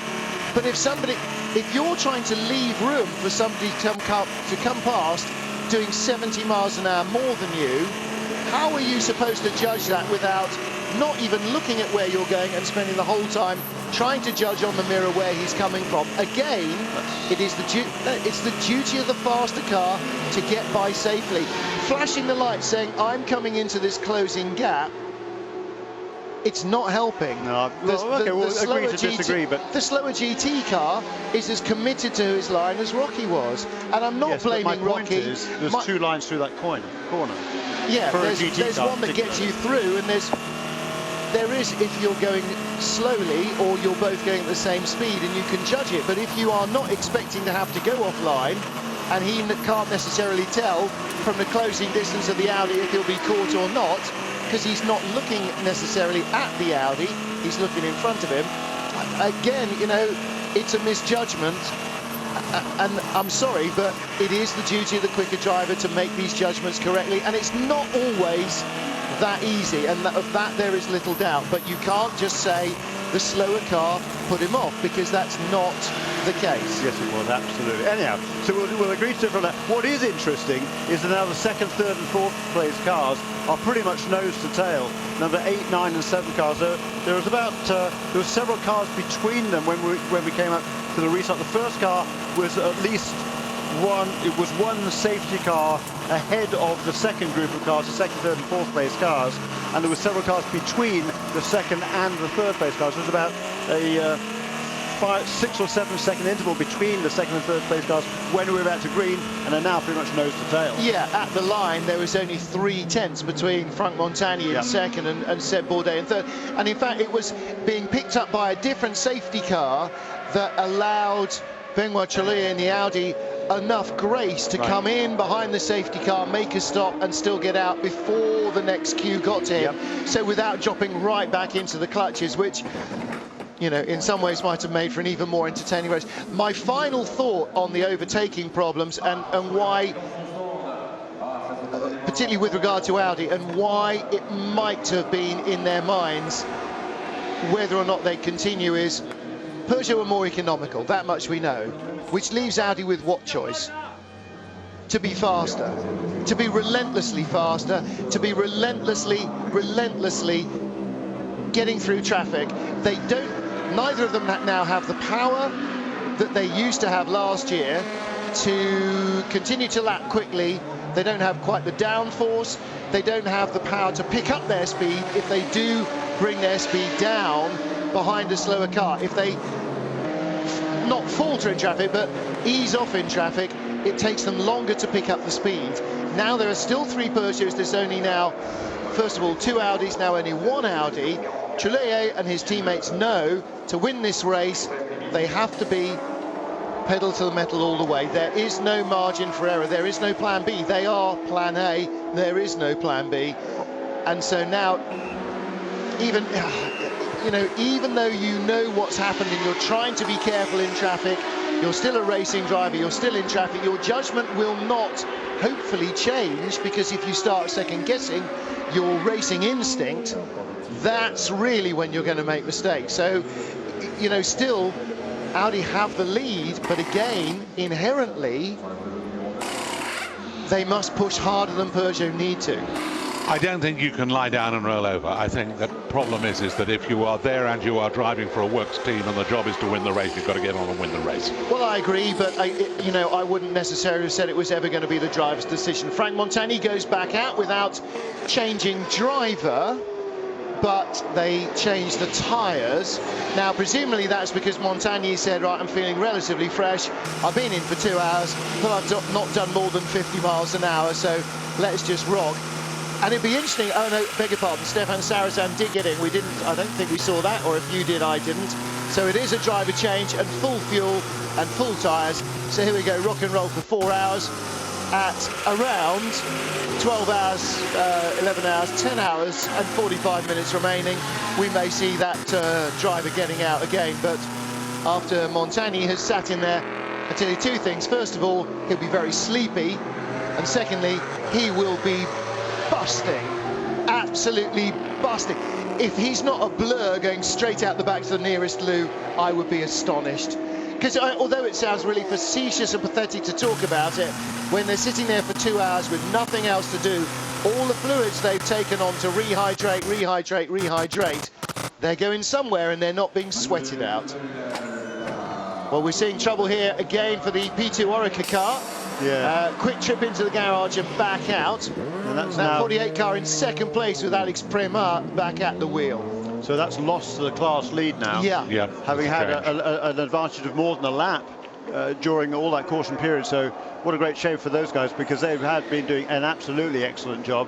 And Alex Prema, you know, as I think John Hindhoff talked about it, the fact he'd been in the car all the way through that caution period, which seemed like a fairly strange decision. But again, you know, they didn't want to lose too much time. But you could easily have come in, put the other driver in and sent him out. But anyhow, moot point, they were looking good, but now they've had a problem and they've fallen back. However, they are still in the frame. Olivier Lombard in the Zytek is leading that LMP2 class right now.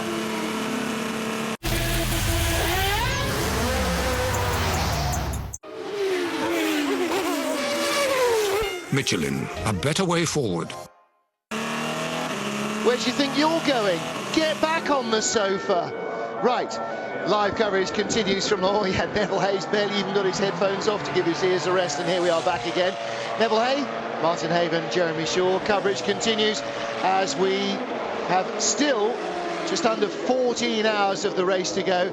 Of course, this is the time where traditionally the teams can change to the very softest of tyres, because the air temperature comes down, the engines get a little bit more powerful, you need the extra grip, and particularly, Neville, the tyre temperature, the tarmac temperature comes down. We've already heard about half an hour ago it was down as low as 9 degrees. You know, quite often it's still up in the high teens here, so there is a softer compound than the medium they've been racing on most of the time. The question is whether that soft compound will go for the 4 stints that they all want to run. Yeah, I'm going to say that the big problem here is, do we want to do 4 stints on these tyres, or can we chance to have something perhaps a little bit better, but we're going to have to change it after 3? It's a very difficult one, particularly when, as we know, and as we've seen this race unfold, 12 laps to 11 laps means that you've got to have a very quick Audi, otherwise you're going to be in deep doo-doos. Well, Audi seem, Jeremy, to have countered the fact that they're stopping more often by stopping shorter. Now, obviously, if you're putting less fuel in, assuming, as we are, that they're putting less fuel in.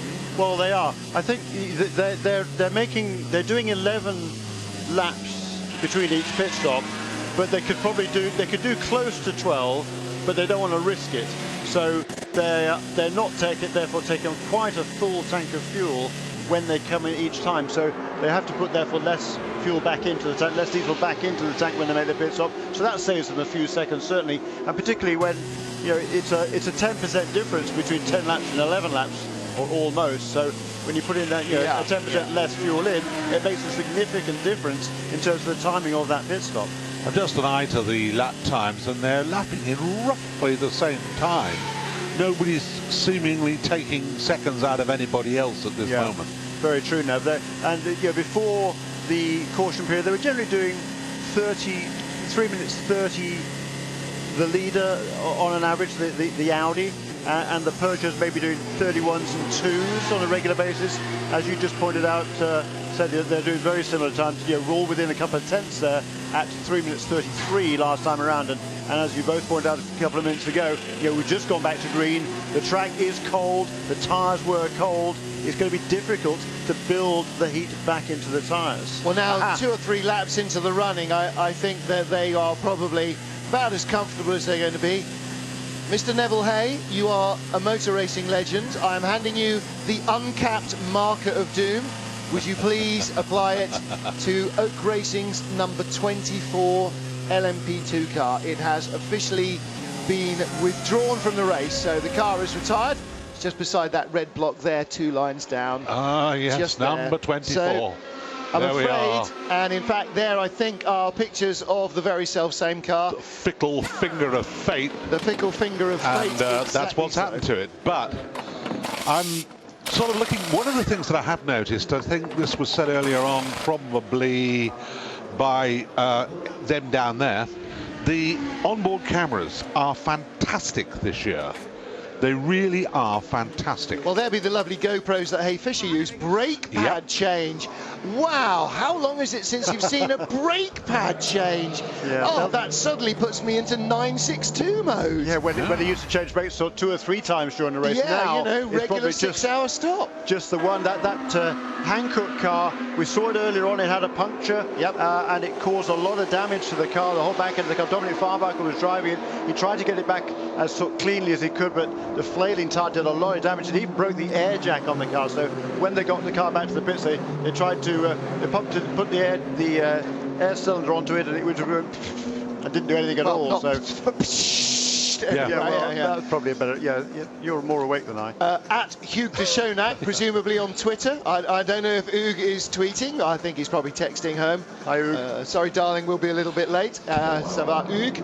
Well, his cars are still both running, but in fact, it wasn't the 24. It was the 49, the pink and black LMP2 Oak Racing car we saw in the garage with the back removed. So Shinji Nakano, Nicolas de Crème and Jean Charuz's car still in there having service. 24 is gone. That's Richardin, Jean Nicolet and Jean-François Yvon, the gentleman drivers in the Oak Racing lineup. Their 15 car, Guillaume Moreau, Pierre Rag and Thiago Montero. Again, that's had its time in the garage. So, I mean, they've got a 4-strong squad, Oak Racing. Boy, they're really taking a kicking in the teeth from Lady Luck here. They're really not having much fun. Well, temperatures are down, as we've talked about on the track. The air temperature is cooler, the charge is more dense going into the engine. That means more power, and that means more grip. We've seen a couple of cars even on this lap now. Christophe Bouchou and his Lola, and who's that? Tommy Milner in the Corvette, and Jaime Melo right behind him in the Ferrari, setting fastest race sector times. And indeed, on the last lap, Christophe Bouchou set the fastest race lap for the 49 Oak Racing car. How can he have done that? That can't have been his it is his last now. I thought, no, I beg your pardon, for the 33 car that Christophe Bouchou is in. So that is the Scott Tucker, Christophe Bouchou, João Barbosa car. They've just set the fastest race lap. Underlining what we were saying earlier is that in these dark hours, not only do we whitter more, but the cars go quicker. Slow car out on the track as we look at the Pescarolo is the 88 car. That's the gentleman drivers, the AM class. Felbermeyer Proton, that's Horst Felbermeyer Senior and Junior, and Christian Reed. And I must now change to page 3 for them. And while you're doing Bourdais is lapping at the moment about a couple of seconds faster than everybody else. Yeah, 3 minutes 30.4 last time around, as you say, for car number 9. That is that's quick. Yeah, it is quick. By far the quickest lap we've seen since the restart. Yeah. I tell a lie, it's not the gentleman car, of course, is it? It's the second of their pro cars, and Nick Tandy is at the wheel of that car, so I was looking entirely in the wrong colour. Green back into his number, that's the pro class. He was slow, he's in the pits, he's having fuel. Doesn't look like he had a puncture. But is there an airline waiting to go in at the back? No, there isn't. So was he just slow? No, dollies are going under. wheel it in, wheel it around. Jeremy Shaw, we've seen a lot of people in all of these garages. They have all these tiles down, which are a sort of lattice effect through which all the guns, the grits, the bits of shrapnel and shredding drop. A lot of people have had to pull them up for the race. You can see as that Felbermeyer car goes in, they've got little ramps up onto it. In some of the garages, actually the little ramps are a little bit too steep and they can't wheel the cars in sufficiently quickly. And so, I mean, certainly when we're in the Lizards garage earlier on, they were pulling up all their floor and leaving themselves bare concrete to work on, just to save themselves a second or two to get the cars in. Yeah, quite a few teams doing that, you're right. Also, in moments ago was the best placed, as it was, of the petrol-engined LMP1 cars.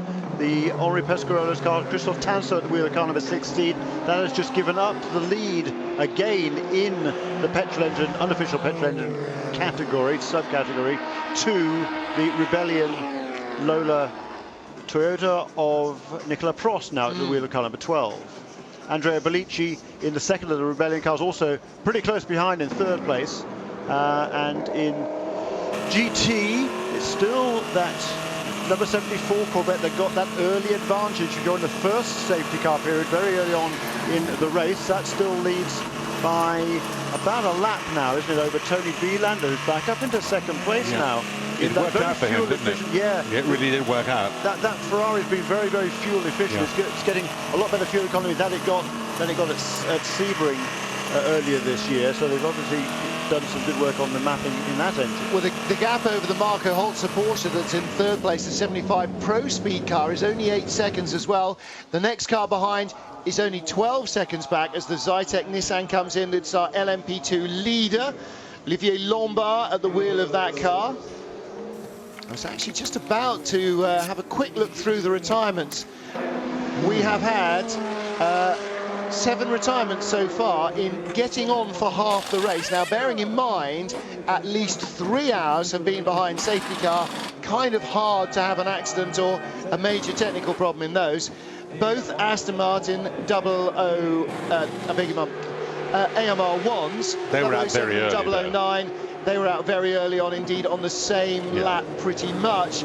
They eventually did get the 007 car back out again. To do one more lap. To do another lap or so before it went west. Both of those we believe were engine related, although obviously any number of different things could be it. This is the number 12 car, the car of Nico Prost, but driver change going on there, and out gets in goes Bleekemolen. Now this is your own Bleekemolen, I believe. So out gets Nico Prost, in gets your own Bleekemolen, and that car, as we said, is in the lead of the petrol class. It was, still is, because Christophe Tanser hadn't passed him when he came down pit road, but was only 40 seconds behind. So yeah, now Pescarolo back in front. That's right. Yeah, the Pescarolo was behind the Rebellion car and moved ahead when the Rebellion car came down pit lane. Correct. And this is quite a long stop actually, because they're doing lots of bits and pieces. And I noticed that we've got this old problem of drivers of different sizes in different seats. Well, yeah, Prost is very much a chip. We were in the pit lane the other last year before, and I said to Jeremy, I pointed this young kid, and I said, "Whose son's that?" And he said, "I don't know." I said, "Wait till he turns around." And he went, "Oh, right, okay, yeah." He does. I mean, he doesn't now, but he really does. Now he's got shorter hair, a little less so. I mean, so reminiscent of his dad. But you're right, yes. Your own Bleekemolen is, I would say, getting on for 8 inches taller, if not maybe 10. So, but not as much as Anne Davidson, 4'8", and Alex Wurz, 8'4". It's always been a problem, you know, sort of with long distance races. John Wyer used to sort of say, well, of course, I always match my drivers for size. Didn't always, but there you go. There are lots of things. Their backside and his boots, just in case it was necessary. Benoit Trellier is still out on track, as we saw. There's Nico Prost receiving congratulations, Rebellion crew, after another big stint from him. We saw the number 10 car of Nico Lapierre coming in. That's Hugues de Schonach's Peugeot, and of course that car is now creeping up the order. It is in 5th position overall, and he is definitely there, backstop in case something happens. Yeah. Mark VDS and the Kronos team running car number 22. That's again Maxime Martin, the Belgian driver, staying in that car. That's 9th overall, and third in the petrol, fourth in the petrol class, which isn't really a class on its own, but we consider it to be. Should be on its own, and really. They really have done a super job, haven't they? Because they fell a long way down early on. The problem when Vanina X was driving, probably in the first hour, I think that was, they fell a long way back down the order. Now back up into the top 10, and probably 3.5, maybe 4 laps behind the best placed of the petrol entry cars, which now, once those pit stops have cycled through again, is the Pescarolo, car number 16, driven by Christoph Tanso. I think the stunning thing is that in trying to sort of equalise the performance between the petrol and the diesel cars, there's a lot of time, a lot of worry, a lot of concern, a lot of engineering mumbo-jumbo. And what was the effect? I nearly said the word then. It begins with B and ends with R. After that comes R. Well, not an awful lot. Not an awful lot. I think the effect has probably been more severely felt with the petrol cars. And Jeremy, to use a reference that will make you shudder, for them really now it is like a restrictor plate race. They are wide open at all. In fact, they've almost become F3 cars. You know, don't touch the brake, don't lift, just wide open as long as you can, as hard as you can, and that makes it. You know, I know we're going racing and they want to go fast, but really, now just actually nice little onboard shot. Doesn't that Judd BMW sound good? Yeah, I mean, that's a really nice sounding motor from onboard, and often the onboard noise is the really horrible noise of it, but that sounds really nice and sweet from the driver's side as well as out the back. That does sound good. Doesn't this car look good? I love the look of it's this. a gorgeous car, the GT40. I mean, it just is so reminiscent of those cars that we saw in the late 60s and what have you. But it still looks modern. It still looks, it doesn't look as if it's 40 years old. It looked a great car then. It looks a great car now. Yeah. It's a real collector's car. Did you see the bloke looking under the back to see what bits had dropped off and needed collecting? But not quite sure why. Maybe which of the Robinsons is that? It's not David Murray's helmet anyway. I don't know. I saw David getting out. Probably an hour or so ago. So I'm looking. Just look at the size of the driver. You can tell. Oh, I'm on the wrong page. That's right. Because I was working through the retirements, and again we still have only had 7 of them. It's Andrea Robertson in the 68 Ford, and they are 1, 2, 3, 4, 5, 6, 7th in the amateur class. Right, okay, so now this car is back out of the garage all in one piece again and ready to get going. So again, let's go through the retirements. First 2 cars to retire. Well, 009 Adrian Fernandez was pushed behind the barrier somewhere out on the Mulsanne. I saw him earlier having some dinner, and you know, it was a scooter ride back in, so the car's still out there till the end of the race, or the autograph hunters have stripped it. Stefan Mucker finally was the man under whom 007 failed. Alan McNish, of course, in the number 3 Audi, massive accident at the end of the first hour of the race. He is thankfully A-OK. Miguel Amaral's Kiefel ASM Zytek, that car also has retired. Had a big blow up, didn't it, on that car? Yeah, looked like it had dropped a valve, or a spark plug had dropped into the cylinder or something. Yeah, nothing trivial there. Chris Buncombe in the 79 Aston Martin, the pro car. Trelliway in the pits. Trelliway, the race leader, is in the pits. That car retired. The Jota Aston Martin, way too early. I didn't see that coming at all. Sean Lynn in the 62. We've only had 2 GT cars. Now, how's this? We've only had 2 GT cars retire out of 7. 5 then of our retirements are P1 cars. 2 of them, the factory Audis. Massive accident for Alan McNish. Massive accident, of course, for Mike Rockenfeller. And again, to underline, for those of you who may have been down the pub and then having a curry, can go right off some people, they are both okay. Alan McNish walked away from the wreckage with no physical injuries other than getting really badly shaken. And Mike Rockenfeller apparently has got a small cut on one arm. He stepped out of the wreckage and had spoken to the team on the radio before he did so, and was behind the barriers by the time the rescue crews got to him. So, I mean, unbelievable footage that you will see on YouTube if you haven't seen them already. and those guys are both A-OK. Must admit, I'm impressed the radio still worked after that crash, because there was really nothing left of it. Absolutely. I didn't think it did. I mean, well, yes, it did. What went was the camera. Camera went. That's when the camera went, but the radio was obviously working. I'm thinking they're using those little GoPros, the solid-state cameras, and actually it may well have been the transponder or the sender that went as much as the camera. Watching the Lizards car coming back out now, whereas this is in 6th place in the GT class, and of course they really struck problems early on. Was it first lap puncture they had? I mean, right around that time, 3rd lap anyway, very, very early, green flag conditions, and they've been chasing that car all weekend, and I'm sure it must feel a little to those boys like they're chasing their tail. Pat Long's at the wheel, Gil Bergmeister and Lucas Luhr have been working hard on it, and incidentally, Benoit Trullier on his outlap, coming into the pit lane, Sebastian Bourdais, fastest first sector for his car, and an outright fastest first sector of the race in that number 9 Peugeot on his in-lap. Yeah, his lap times have been up and down quite a bit. Nev pointed out a little while ago, he did a 3 minutes 29, I think, did he? Or a low 30s. That's a 3:30.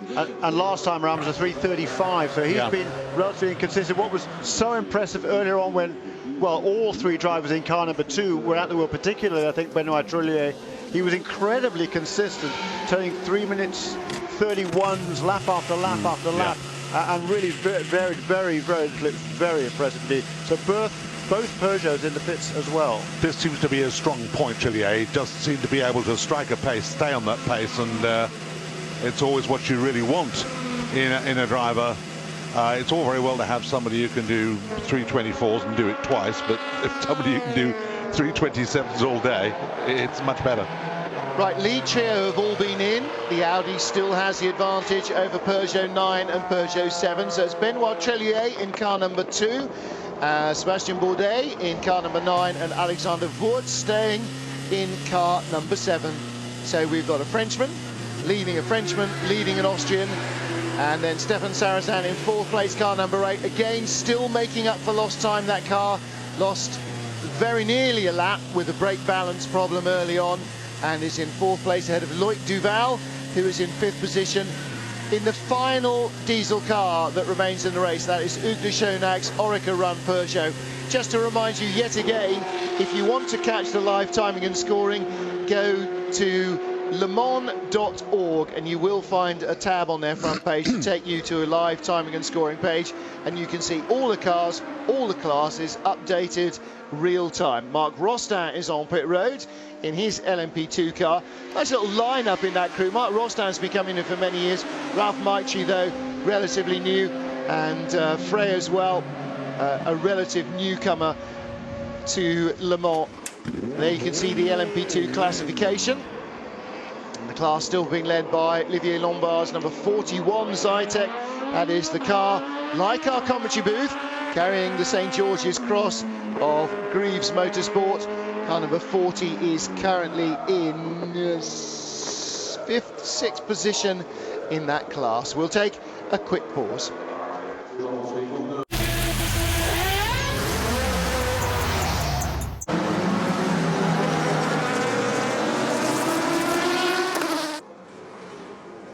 And we're back. Barely time to draw breath there. Now then, just taking a look in the GT class, Jan Magnussen still leading in car number 74, the Chevy Corvette. And again, you'll see all of these scrolling across the top of the screen. At the moment, they're showing you how many stops the various cars have made. So Kronos have made 13 in their P1 car. Greaves Motorsport, the P2 leaders, only 11 stops.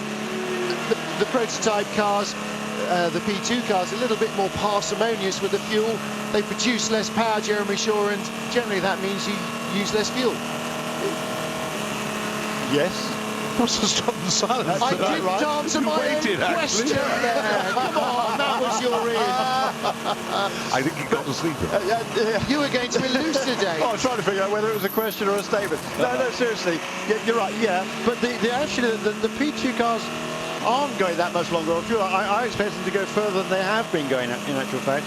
But But maybe yeah, maybe that's because production-based power units are not quite as economical as full-spec race engines, as again John Judd was telling us a little earlier. Yeah, because on the first stint at the very beginning of the race here, they did sort of 9 or 10 laps before they came in for fuel. So they're doing pit stops around about a similar frequency as the P1 cars. But the GT cars, however, they are considerably more frugal in terms of their fuel consumption, and most of them have only made 8 stops.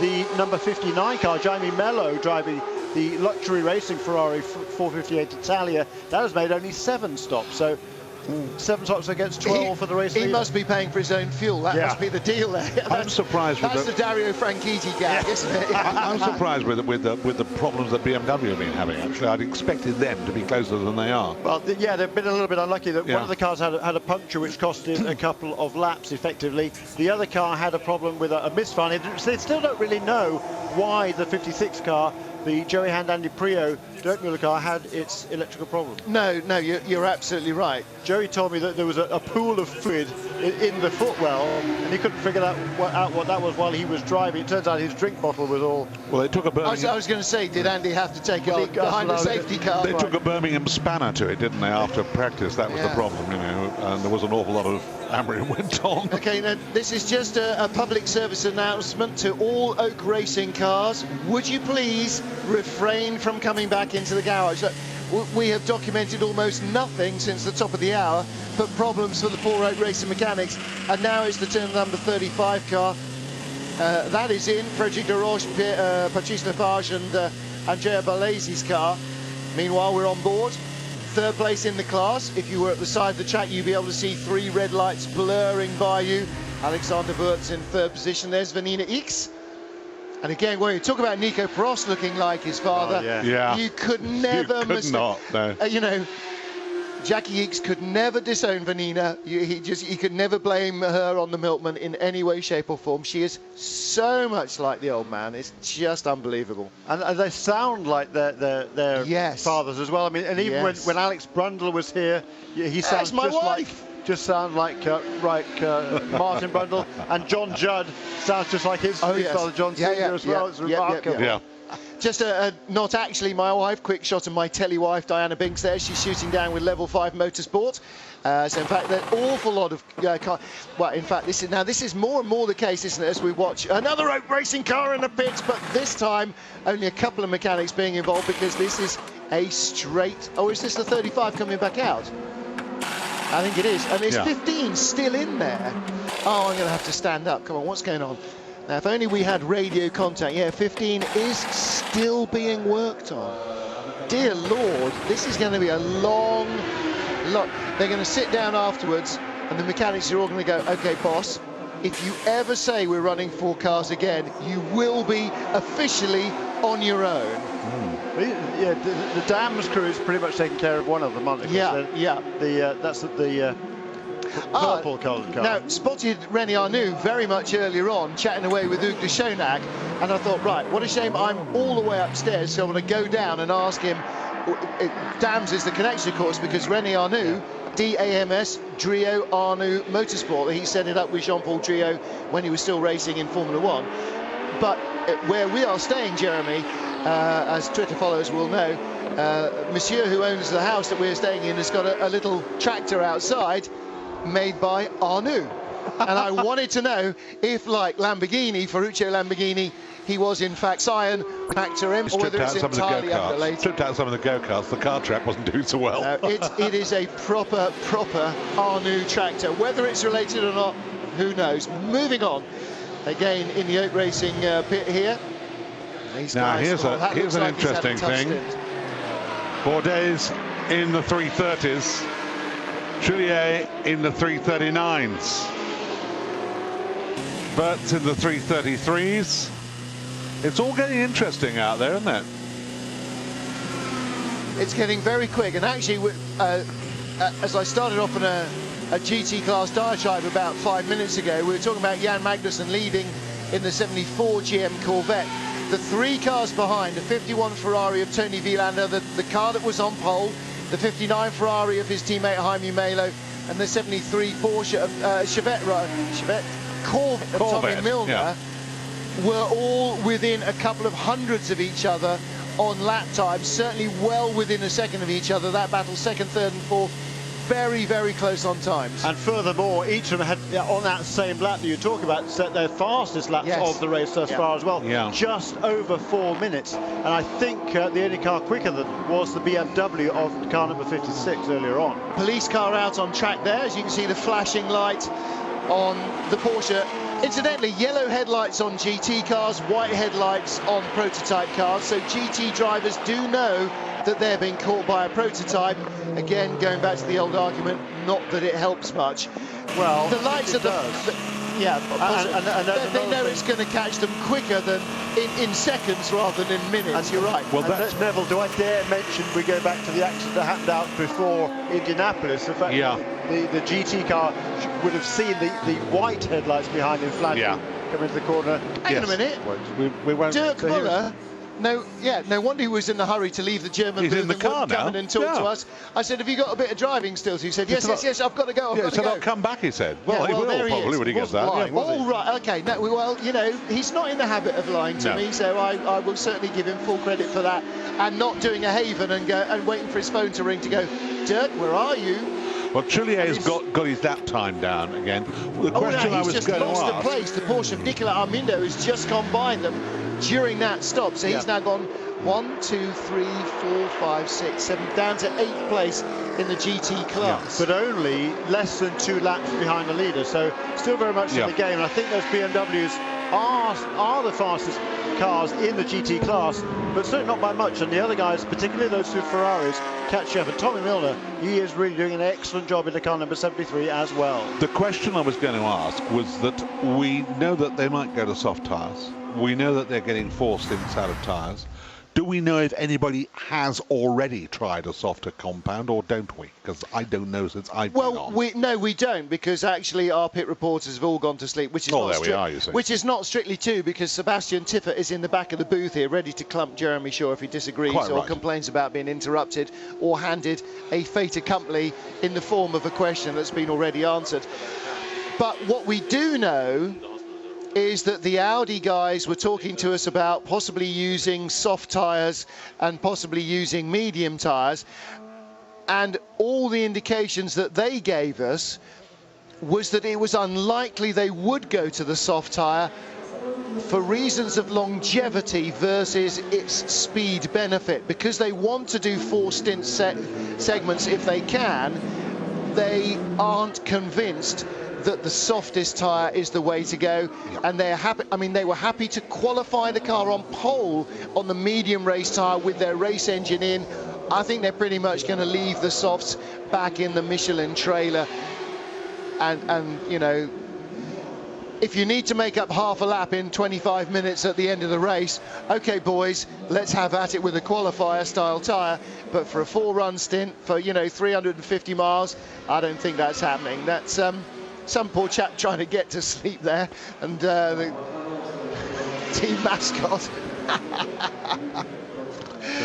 Very good indeed. Sebastian Tiffert had a little bit of news for you. Yes, there. you did. Yes, that Mike Rockenfeller is fine. They are going to, however, keep him in the hospital overnight for observations. I'm sure there's the possibility of a minor concussion or something, so you just want to take no chance whatsoever. He certainly isn't going to be getting back into a race car because he doesn't have a race car anymore, so he is going to stay the night in the hospital. Talking to Stuart Hall about when he had a big shunt when he was here with Martin Short's team, had a big practice crash, got a bit of blow on the head. He felt that he was okay. Good night, Sebastian. We'll see you tomorrow in the pit lane. He felt he was okay. During the race, there was a safety car period, and he was on the radio to the team saying, I really, really feel bad. I really, really don't feel good. No, Stuart, you've got to stay out, stay out, stay out. Don't worry, it's just the adrenaline. You'll be fine, you'll be fine. Guys, I really feel bad. He was feeling really bad, and then threw up in his helmet. Now, got out of the car, got to the end of the race. His dad whisked him straight home, and he was signed off racing for, I think he said 3 weeks or 6 weeks, because he had a concussion from... That was after when you had the accident earlier down blow here. on the head. No, that was before the Aston accident. That was when he was in Martin Short's Roll Centre racing car. And so that was sort of 2 or 3 days after the practice crash. But when the adrenaline dropped behind the safety car, that's when it all came back to him. And again, you know, Rocky probably feels fairly rotten. I understand that Alan McNish is feeling very uncomfortable, but also actually very sick, because he's had several different medicines given to him by the doctors and in the hospital, probably quite a lot of which will be to stop potential swelling or overnight problems as a legacy of that. And I imagine that there isn't even the remotest chance either of those guys will be allowed to sleep without full-time medical attention. Well, because, you know, they've got away from a very big crash, and we certainly don't want anything worse happening. We're going back to Professor Watkins, because it was he who basically pushed this, well, it's not a theory, it's fact, that if you have had a bang on the head, the effect may not be obvious to you or I, but he was quite adamant about sort of saying, no, you can't race, and yes, you can, and seemed to know what he was doing.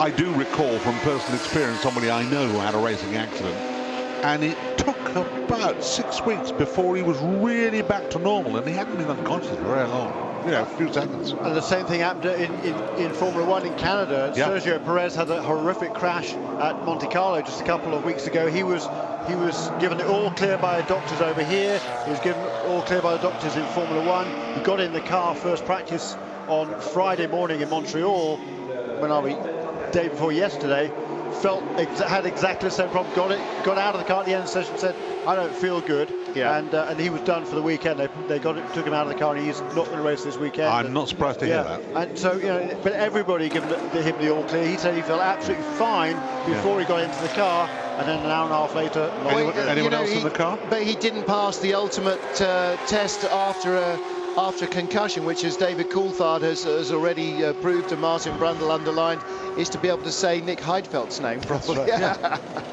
Is there anybody else in the car, or is that Pedro De La Rosa got in? De La Rosa's in.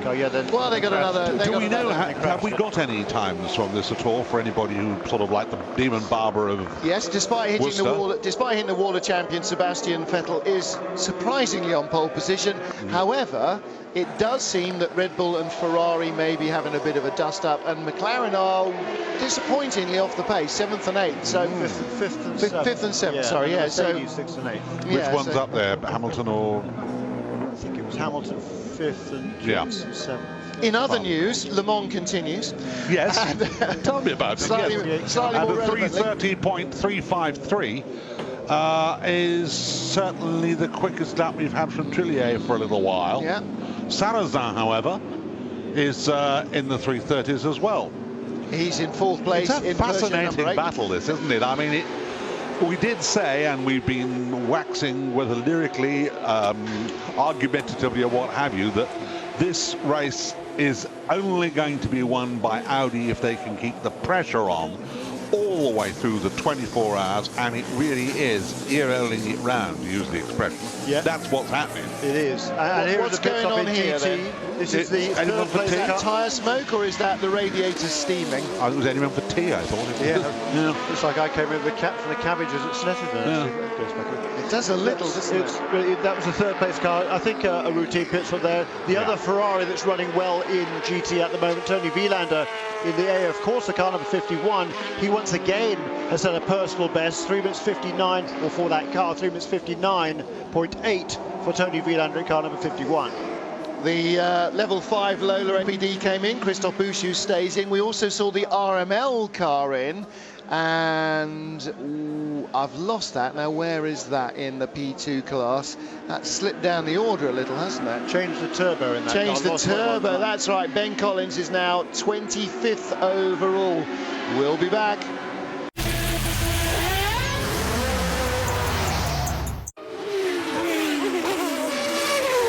Michelin, a better way forward. Sit down, no time to make a cup of tea. When I say short break, I really mean short break. On board with Alexander Wurz, 3rd in class, 3rd overall, and it is the 3rd of the diesels. It's Peugeot number 7. Benoit Trellier still leads for Audi in car number 2. Sebastian Bourdais 2nd in car number 9 for Peugeot. And that gap between those first two had come down a little bit. It'd been about 2 minutes 18, I think. It was down to about 1 minute 56, but now the gap has stabilised just around about 2 minutes, as you said, Neville Hay, that Benoit Trullier stepping up the pace a little bit. Also down in P2, Olivier Lombard continues to set very, very good lap times in the class-leading Zytek car number 41, the Greaves Motorsports car. And Danny Watts, a couple of laps ago, set that number 42 HPD Honda car's best lap as well, and he is now, I think, within the same lap as the 41 car, although Danny has just made a pit stop and is back out onto the track. Now, just on board there in the Ford chicane, we saw the remaining Aston Martin in the race. That is the Aston Martin Racing Middle East, or Gulf Racing Middle East Aston Martin Vantage, run by Dave Price. That car is still going. Rowan Goethe at the wheel of that car, and it is behind the penultimate car in that class. Oh, because that was running very well earlier on. Yeah. They had a problem, and they also had a problem. Well, had an off as well, didn't they? And a couple of other dramas. Yeah, so there was a drama in the pit lane where the car was dropped down actually onto someone's hand, apparently. But they're told that the mechanic was not seriously injured. They took him off to the hospital and they said, no, nothing's broken. Might be sore, but you should be okay. Monsieur Trullier really is clogging on, isn't he? He's in the 29s now. Yep. Yeah, now that is quick. Yeah, he's just done a stellar job this whole week. Absolutely. It's my guess, and this is only a little guess, right, that the situation over the fuel is that by short filling it a little bit, you'll get to the stage where there will be one stop, which is going to be a very short fill. Well, and again, if you can make that stop one when you change the tyres. Because no. Because if you're short filling it, you're not filling it. You're only putting in enough fuel for the number of laps you do, so you will never accrue an advantage in fuel left in the tank. No, because every kilo counts. Yeah. So if it's going to take you 5 kilos of fuel to do a lap, or 4 kilos or 3 kilos, you won't put it in if you don't need it to be in there. So if they know they can only do 10 and not quite 11, they'll only put in enough for 10 and not enough for not quite 11. So you'll never have a bit left and put more and more and more until eventually you have a litre or 2 litres or whatever in. So it'll be running slightly lighter all the time, and they'll never put in more than they need.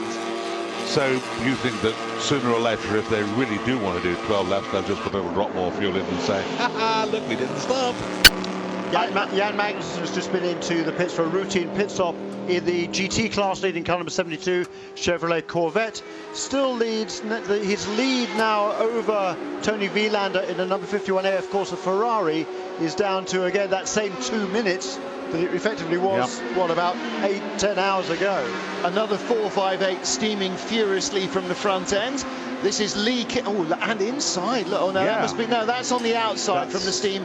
Lee Keane being strapped in by Alan Simonson. Again, the Aussie Dane, or as he sort of is, he is Danish, Alan Simonson, spent an awful lot of time racing in Australia and sounds like he's a Danish origin, Danish origin Aussie. But that's going back in the garage because there's too much steam coming out of that, and it's all over the windscreen, and you can't see which day it is. Importantly, it's all over the floor in the pit lane. Yes. Not good. No. Well, again, this is one of the advantages. This is one of the advantages of it not being an electrical problem, is you can see it leaking out all over the floor, as we talked about a little earlier. And chances are there, somebody's shotgunned some debris straight through the grille at the front. It's not a normal, road grille of strakes or something. It'll be mesh to stop stuff machine gunning its way through the radiator. Unfortunately, you can't always do that. Brum, brum, brum. Shame for Lee Keane, because he's done a super job this weekend. This is his second visit to Le Mans, a regular in the Rolex Grand Am series. He's a former champion 2 years ago in that series. Seeing a lot of this. I noticed actually somebody doing exactly that the last time a Peugeot stopped. It was the number 9 car. They're doing that, checking underneath, checking. Hello. 39 off the road. And so that's one of our steam and P2 cars. With That's Matthias Russo in the Picom car. Now, they were really well placed, weren't they? They were in 4th place in the P2 class. And the driver is being led away. Well, I think we all know what that means. Means the car's wrecked. Hands up, boys and girls. Where do we think that is? Is that down in the S's, or is he lost it at a chicane? Got to be. Motorhomes in the background. Yeah, pull back. Yeah, if you Floodlights there as well. Is that down here? Down I think it's down here. It may well be. That might just be in the force. I think it's down the road here. Okay, Mr. Director, great. We now know it's number 39. We know the drive's out the car now. Pull back and show us where on the planet he is. There's Matthias Russo on the left-hand side, peering over. Look, so Post 11. Yeah, he's having a look. It's up there, isn't it? I know, but I mean, I have to stand up now. Post 11 is 1.1 kilometres in. It's in the S's. He's gone in where you go down the hill and either go left on the main circuit or right on the Bugatti circuit, and he has done both. Oh, yeah. Yeesh. And he went off at a fair rate and not to, didn't he? 2 or 3 cars there. Big moment for the 2 cars, or 2 of those 3 cars behind. It looked like there was contact as well. One had yellow headlights, was definitely a GT car. I'd like to see that again, please. Yes, I would like to see that again, please, He went off too. at a rate of knots, didn't he? Car number 12 is in, not number 2. Yes, I thought for a minute then, didn't you? No, I'm good at that. Object recognition, Jeroen Blekemolen, who we saw getting in last time round. Just on the 13-hour mark in a moment or two. That's not elapsed, that is remaining. A la Formula 1 style, we are counting down time remaining in the race. So 11 hours completed in just a moment or so. By the time this car goes out, we'll be into the 12th hour of the race. And so let's just resume our quick little rundown. Benoit Trullier leads in the sole Audi still in the race. He's in car number 2. Sebastian Bourdais in 2nd place in Peugeot number 9. 3rd place, Peugeot number 7, Alexander Wurz. 4th place, Stéphane Sarrazin in Peugeot number 8. The factory cars, 2nd, 3rd and 4th. Loic Duval is in 5th in the diesel Peugeot from last year, run by Orica, car number 10. 6th place, Christophe Tanso. And 7th place, this car, Jeroen Blekemolen, back of the car coming off. Loic Duval is not hanging around, is he? No. He's not, you know, this is surprising in a way. Everybody sort of said, oh, well, the works cars are left now, all 3 of them, okay? I'm not so sure that car's doing very well, very well. Well, I don't think there's even the slightest chance that the Orica car will catch any of the front-running factory diesels unless they have problems. Rear end change here. Now, there are a number of things that you have to keep intact on the car. New for this year is the louvers over the front wheel. If they get broken, you will be called in to have them replaced.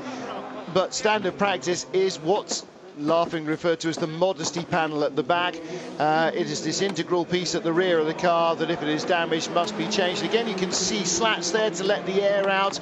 What often happens, of course, is that tyre pickup gets built up on the tyres, on the wheels, and sometimes great fist-sized lumps of solid rubber will fly off at very high speed, can punch their way out through the back of the car. Damage can also, you know, from slight contact, can break that, and that is an absolutely must-replace part of the back of the car. It must be intact, as the front louvers over the wheels must be.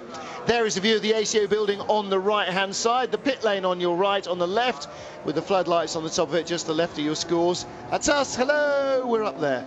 Audi lead, there is your rundown. The red cars are the P1 class, and the top 5 are diesel powered. The next 4 are petrol powered. Behind them in 10th place now overall, with more than half the race still to go, is Olivier Lombard's Zytek, still the best of our P2 cars, and well into the top 20 are the lead trio in the GT class as well. So the rate of attrition has been in the top in those cars in the red predominantly. 4 of those starters haven't made halfway, and some didn't even get close. Indeed so, and what is impressive is the reliability of LMP2. If you remember 1 year ago, by this stage in the race, we'd lost most of them, hadn't we? I think we've got about 3 left, haven't we, or something like that? Yeah, very few. It was really the HPD cars, and you know, a couple of others ran pretty much trouble-free, but touch wood, we've got, what, 1, 2, 3, 4, about 8 of them, and they're all within 3 or 4 laps, and that was certainly not the case last year. So that is certainly a step forward for LMP2. Just as we've been saying in the build-up, that'll be a survival of the fittest, and you know, it'll be the car that finishes that wins it. Of course, it's proving us completely incompetent and incorrect as ever. But that stop, just going back to the Jeroen Blekemolen pit stop, car number 12, quite costly. 2 minutes 24 seconds stop there, so he lost well over a minute, and that has dropped him from 2nd in the petrol engine LMP1 sub category to third behind his teammate, car number 13, driven now by Andrea Bellici. Yeah. Well, we've seen this car in the wars, in the gravel trap, in all sorts of trouble, and yet, look at it now. I would love to have had somebody with a lap chart that can tell us how many times that car has gone off. If every driver hasn't at least had one chip into the gravel, I'll be surprised. And I'm probably maligning them appallingly, but it has been off a number of times. Manuel Rodriguez, Jean-Marc Menachem and Nicolas Maroc in that Ferrari. However, that amateur driver class car is still going round. So despite their best efforts, the damn things kept running for them. Maybe somebody from Oak Racing needs to go up and get a bit of that and rub it all over their cars. Yeah, and Manu Rodriguez, he's the only one who's got any experience here before. He's raced twice here in the 24 hours. Reasonable amount of experience in GT3 and GT1 cars as well.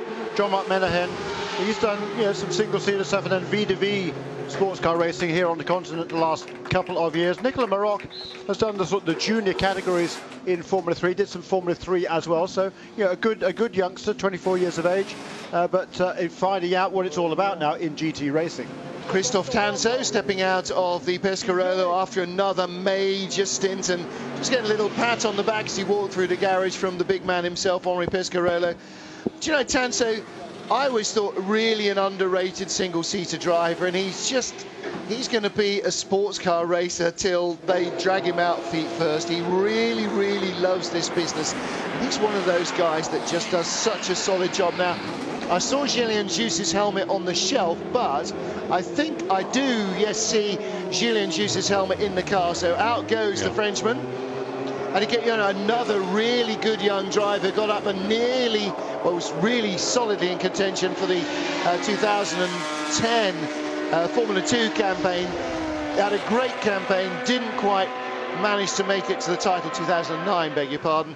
But another really quick young driver who I'm very glad that Henri Pescarolo has found and sort of taken under his wing, because he's going to have a really strong run in this car, I think. Yeah, he did Renault World Series.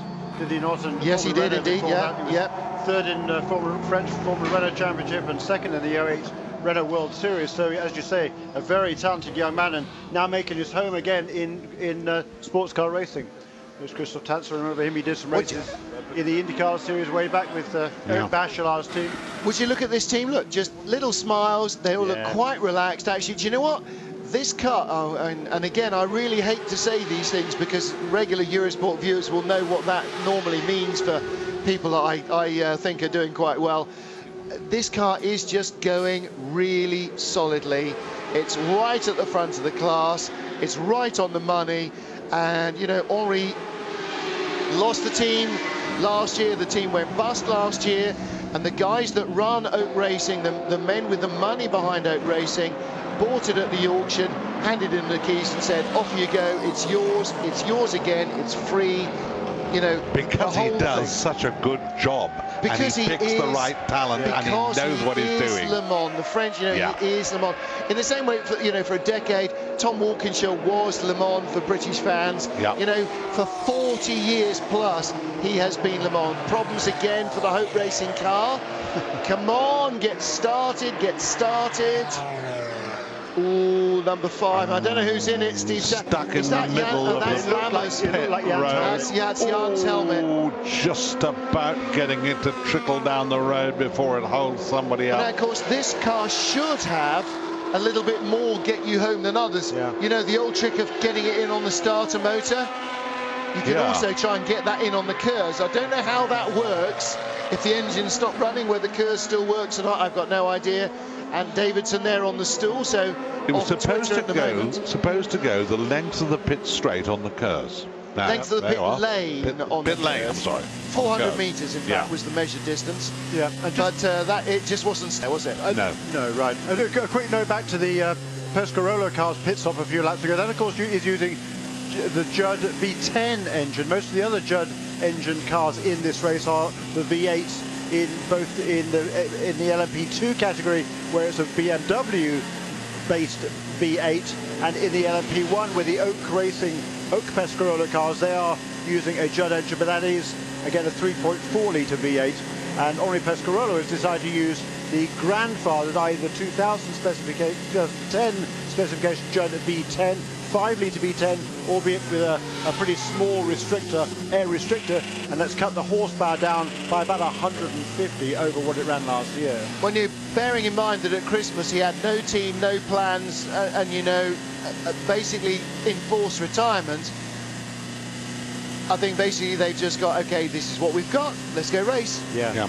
Judd does a good job though, let's face it. He always has done a good job. No question at all. Jack Brabham was his great mate and great sort of sleeping partner. And incidentally, for those of you who wonder how Jackie's been in Europe quite recently, he came over. He's got his dialysis machine sorted out, and he went to go and see a few friends while he was out, and he's hoping to come back to Europe again next year, and may even come back to UK for a while. So there. Great. That'll be very good news indeed.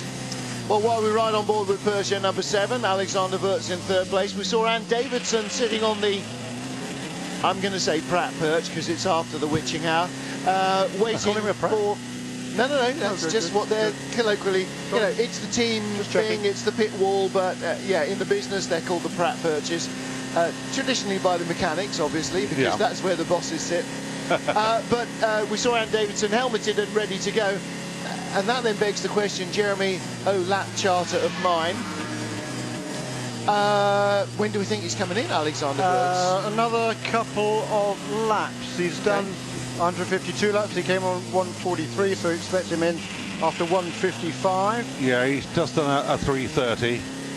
And when Ant gets in, that car gets quicker, doesn't it, if I remember rightly? Eventually. It's not going to get an awful lot quicker than 330s. That's pretty much where the Peugeot plateaus. Yeah. We've had one in the... Look, we don't know, he's not there now, but we've had actually Bourdais in the 329s. He was just a second outside the fastest lap.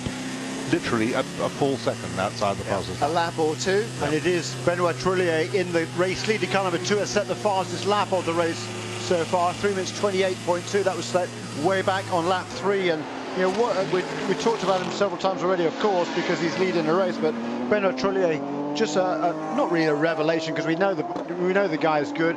He has a great pedigree in the sport, but he's of course originally born in Alençon, just a couple of hours or so away from here. And you know, he was so thrilled. It was he that set the fastest practice time, wasn't it, after the first day of qualifying on Wednesday? And what a thrill for him that was, in just his second start here at Le Mans, to be the pace setter on the first day. Well, truly, like Michel Krum, like Andre Lotter behind him, sort of hidden from European view because he spent quite a while racing successfully in Japan, and that's, you know, as we know, it doesn't get an awful lot of coverage over on TV here. Sebastian Bourdais, fastest first sector of the entire race for any car in not this Peugeot number 7, but Peugeot number 9. So Bourdais on a real tear. He did a 3:31 the last lap, a 3:32 on his most recent lap, but now he's on a real flyer. And incidentally, again, we saw a prototype going past a GT car with a bright light in the front window. That'll be for a team that is running multiple cars, so that they can tell in the dark when it's coming towards them up the pit straight which of their lap boards they need, or pit boards they need to hang out. There is radio and all of that stuff, but they still use an identifying beacon in the front windscreen so they can tell their cars apart. So you see very few cars using them. See on the Audi, little red light on the front, just for final confirmation. It's not blue, it's not yellow, it's the red light. You know it's car number 2 coming towards you, leader on pit road, Jeremy. Yeah, indeed, and Trullier, it's not his second start here, it's his 7th start here, but here he is coming in now to make a scheduled stop. Last pit stop was on lap 143. This is lap 154, so once again 11 laps between his pit stops, absolutely on schedule. My phone is bleeping somewhere. PCOM have lost radio contact, says Sam Smith. Russo is still out on the car, he's trying to get it back. And also, unfortunately from Twitter, I find that Oak Racing have now had to retire car number 15 with a power steering failure that is irreplaceable. Neville, what have you done with the marker of doom? I ate it. No, you didn't. You handed it back to me. It is uncapped. The marker will take its place, and out goes Benoit Trillier, and that was another whistle stop. It was a quick one, wasn't it? Yes, that was absolutely. a quick one. It didn't change tyres, did they? No, not on a stop that quickly. You're looking for 15 there. He'll be up on the top row, second row down. 15, there he is, look. Gotcha. And we will take a quick commercial pause, which will leave me about enough time to have a coffee poured by. This is a revelation. There is a young man walking around the back with a pot of coffee and some sugar, and he is very, very welcome in our booth anytime he likes. You may have time to run to the kitchen and put the kettle on. We'll be back in 10.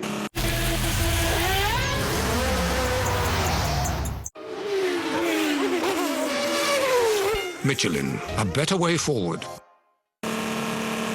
And when I say 10, I mean 10. And when I say run to the kitchen to put the kettle on, I mean run to the kitchen. We're back on already. Live coverage from Eurosport continuing here of the 2011 Le Mans 24 Hours, 79th running of the great race. And I certainly hope that you and I and many more will be here for the 100th. Well, how many? Was it 80? That's 21 more years. Oh, blimey. You know that. That'll make me over 30. Yes, that quick lap you won't be as old as me. Oh, my word. 3:28.7. Yeah. Half a second off the fastest lap of the race. That is quick. Yeah, not bad for 2:15 in the morning. And when you wear glasses as well. Now, I wonder whether actually Peugeot might have gone onto a soft tyre with Bourdais. Well, I just had that feeling that he was very, very quick. You know, he may not have been God's gift to Formula One, but he seems to really know what he's about when it comes to these things. Well, Formula One, I think, missed out on Bourdais. Formula One is like the space shuttle. Unless you hit it at the exactly right angle, you know, unless everything is aligned properly, zing, you go straight off the edge of the atmosphere and they never see you again. And that's it.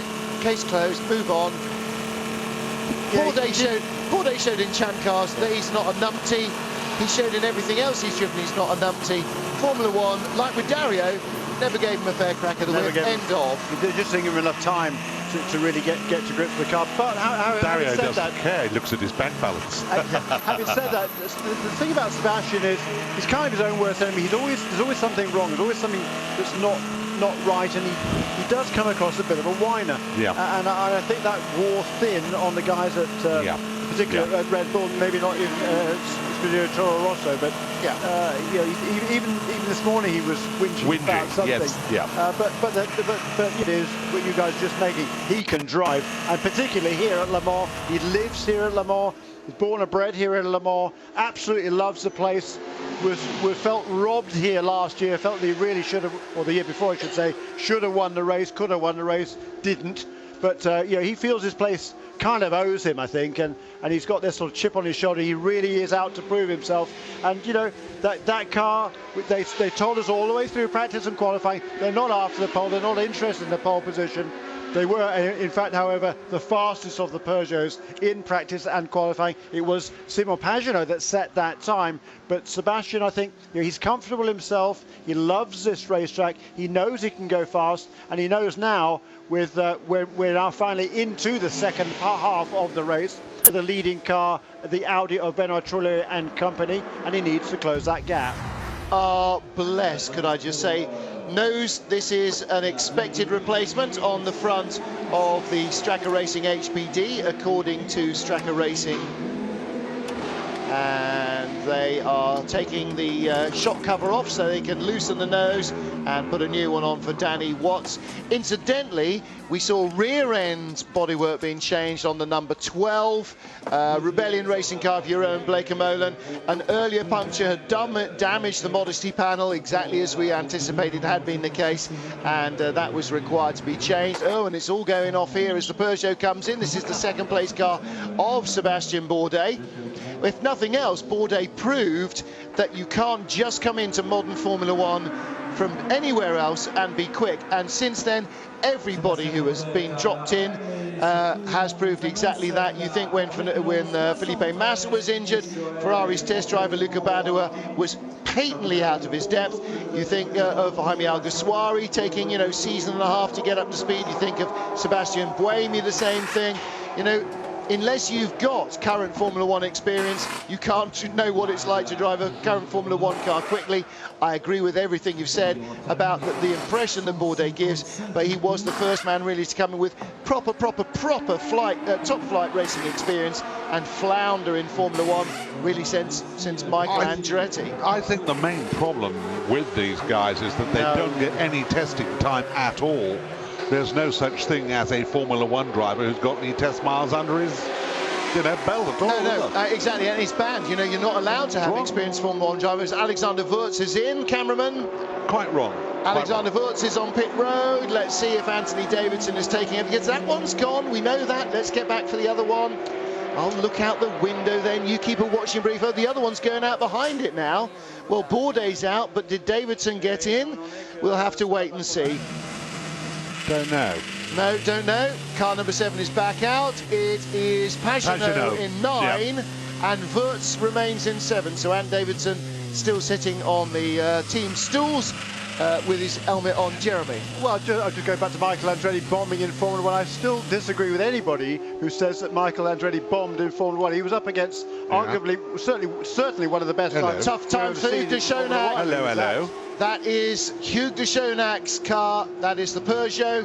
Post 42 is the PlayStation chicane. That's the apex of the corner right in front of us. He's gone off on the outside.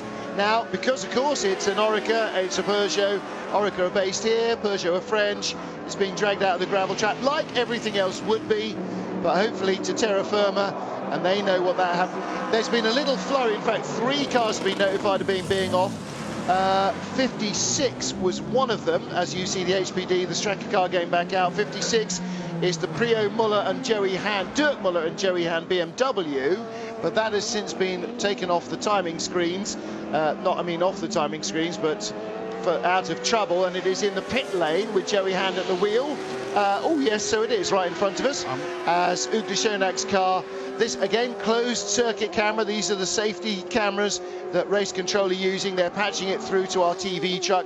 He's going behind the wall, and Jeremy, seemed to me that there might have been left rear damage there as well. Yeah, it's all locked. It seemed to me to be locked up at the back. So I would guess that, that's not quite as easy as they think. But no, that's disappointing. Their car, I thought that car was going to be a little bit quicker than it was, quite frankly. Yes, I was surprised. I thought it was going to be. But it was still within a couple of laps of the lead of the race, so certainly running very well. I think they were running to a pace that they wanted to run. It was comfortably running 3:33s and 4s, and that was probably a couple of seconds down the other guys. That's why it was a lap and a half or so behind, but it was still running well. But clearly a major problem there, and a problem here again for the 56 car. Lost some time, as we said earlier on, with an electrical problem, and now something else has gone wrong as well. But it's up and gone. I think it's had an off with Joey Hahn at the wheel, unfortunately, that car. Lap, wasn't it? And that was a driver change as well, so who get it in? Or at least that's a driver walking away from it. Well, now, unfortunately, the timing screen seems to have sneezed somewhere. It's not showing him as being out of the pit lane yet. It's still showing the car as being in, whereas patently my beady eyes spotted it move. Yes. Yeah. I'm afraid so. It's gone. Well, I'm still not moving. That, viewer, was the radio sound of me clumping the top of the screen to timing screen update, but I'm afraid it hasn't. Well, there you go. Level 5. No, it's not. It's the Lizards crew, of course. Yeah. And they are preparing now. Look, they're getting limber. Come on, let's all get a bit of limbering up. Retirements. Crone Racing out as well. Nev. Marker. Yes. Have we 57th? The Crone Racing Ferrari's out. Oak Racing's 24 is out. Audi's 1 is out. CRS 62. 57, there's 57, right. The Jota Aston. Remind us again, do we know what happened to the Jota Aston? Yeah, engine. Okay, well, that's very unfortunate. That's what they thought. Olive in the Oreca pit lane. I'm afraid. 57 is that. Was there another one you wished me to? Philippe Leloup in the background there. Yeah, they've all gone off the screen now. Let's catch up quickly. There is 57. Yeah, Michele Rugolo is out. That car's been running very well. 39, Matthias Russo. Oh, they're suddenly updated. We've now got 46 cars running, so 10 are out. Did you say 39? 39, Matthias Russo in the Lola, the Picom Lola. Just my age, you know, 39. Is officially abandon. 57, Michele Rugolo. We start to watch all these retirements because the pen's running out. The 24, it can't. It needs to survive another 17 years. 24, Jean-Yvon in the Oak Racing, number 24, and the rest we are aware of. Yes. There it was, gone. Yes, timing and scoring is not quite sure who's in that either. No. I was rather hoping for a bit of a clue there on the Dunlop Feel the Road. That's what they say in the bobsleigh movie. Cool Runnings, isn't it? Field of Road, Field of Dunlops, something like that. Just having a look at Chilier's time, 3:43. That would be the lap out of the pits or what have you. So he's got to bring that down a little bit. And just my little word to the Worcester Mafia, who always are listening. Hello. Final Aston Martin is very firmly in the gravel. Somebody is backed off at Arnage, or back on at Arnage. Yeah. I know who that is. That is the that is the Imsa Matmut Porsche, red, white, and blue, the tricolor colours, and the AMR Middle East Aston Martin, the last Aston Martin in the field, is buried in the gravel at post 115B, boys and girls, which is the begin.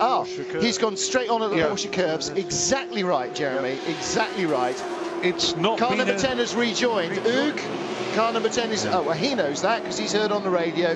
Car number 10 is back on its way in, and Loic Duval has not lost a place yet because Julian Jus in the Pescarolo, and there's a battle of two very close neighbours here because Pescarolo are based here in the Techno Park, as are, or as is this part of Orica.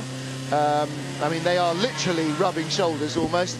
And Julian Jus will take that 5th place away from the Peugeot without question, because I can't imagine it won't come into the pits. The Peugeot, that is, not it's got to come into the pits, you know. But you would hope. Whatever was locked up in the transmission has been unlocked. Soft tyres on car number 9. Sebastian Bourdais confirmed on Eurosport France. Which is the Eurosport microphone that was poking into his nose, into shot as we not up his nose, but into shot as we saw him. So they did have the soft tyre, and again we do believe that Audi were not contemplating running the soft tyre purely because they wanted to run hard and long, not a hard tyre, but running hard, and so we're going to stick with the medium all night long. All night long. Yeah, well, that was the question I posed, and we've now got the answer to it. Yep. Which is cheering, actually, when you think something may be so and it turns out to be. Hello. Make it so. This is an Aston being tugged backwards away from the Porsche. This is, in fact, the old road up to Maison Blanche, of course, Nev, because you peel off that just before the famous White House. This is a Hankook Ferrari, still having a new radiator, we assume, because that's generally where steam comes from. You can see them working to fix it. That's the Dominic Farnbasher, Alan Simonson, Lee Keane car, and it was Lee Keane. Looks like it still is. Lee Keane sitting in the car, poignantly hoping all will be well. There's an exciting stint for you. I tell you, an exciting sight for you. If he wasn't busting when he got in, he's probably busting already now. Can I get out and have a pee now, please? Pretty mean of Alan Simonson, I reckon. He brought it into the pit, said, "Here you go, Lee, get in there." Oh, by the way, there's a big hole in the front of the car, so we're going to put you back in the garage for an hour or so. Just eat these sandwiches. Again, we are going to very shortly take a quick 10-second pause. So, if in the last 10 seconds, car's off. Yes. Puncture. Looks as if we've got right front puncture, and it's ripped. Of course, it's the Orica car. Yeah. And that right front wheel is not moving at all. So he's ripped the right front corner a little bit as well, going off there at the chicane, and he is coming in hell for leather. Okay, Yeah, get it back, but car. get it back fast.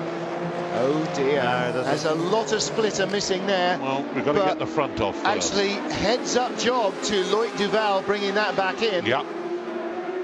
Good job. And do you know what? He's unplugged his helmet coming in to get out of the car because he knows this is not going to be a spit and polish job, and as a result, timing and scoring doesn't show who's in the car. When the drivers plug in the radio connector on their helmet, it also has a transponder attached that tells timing and scoring, or whatever we call it in Europe, timing and scoring anyway, who's in the car. Each individual helmet has an individual transponder, so the fact that they didn't know who was in tells you that he had already unplugged it. Car number 60 has rejoined, and that is Pricey's Aston, isn't it? Roald Goethe, who is still running behind the penultimate car in that class. And for those of you for whom it is too late to work out what that means, he's still last. We'll be back in 10 seconds from now.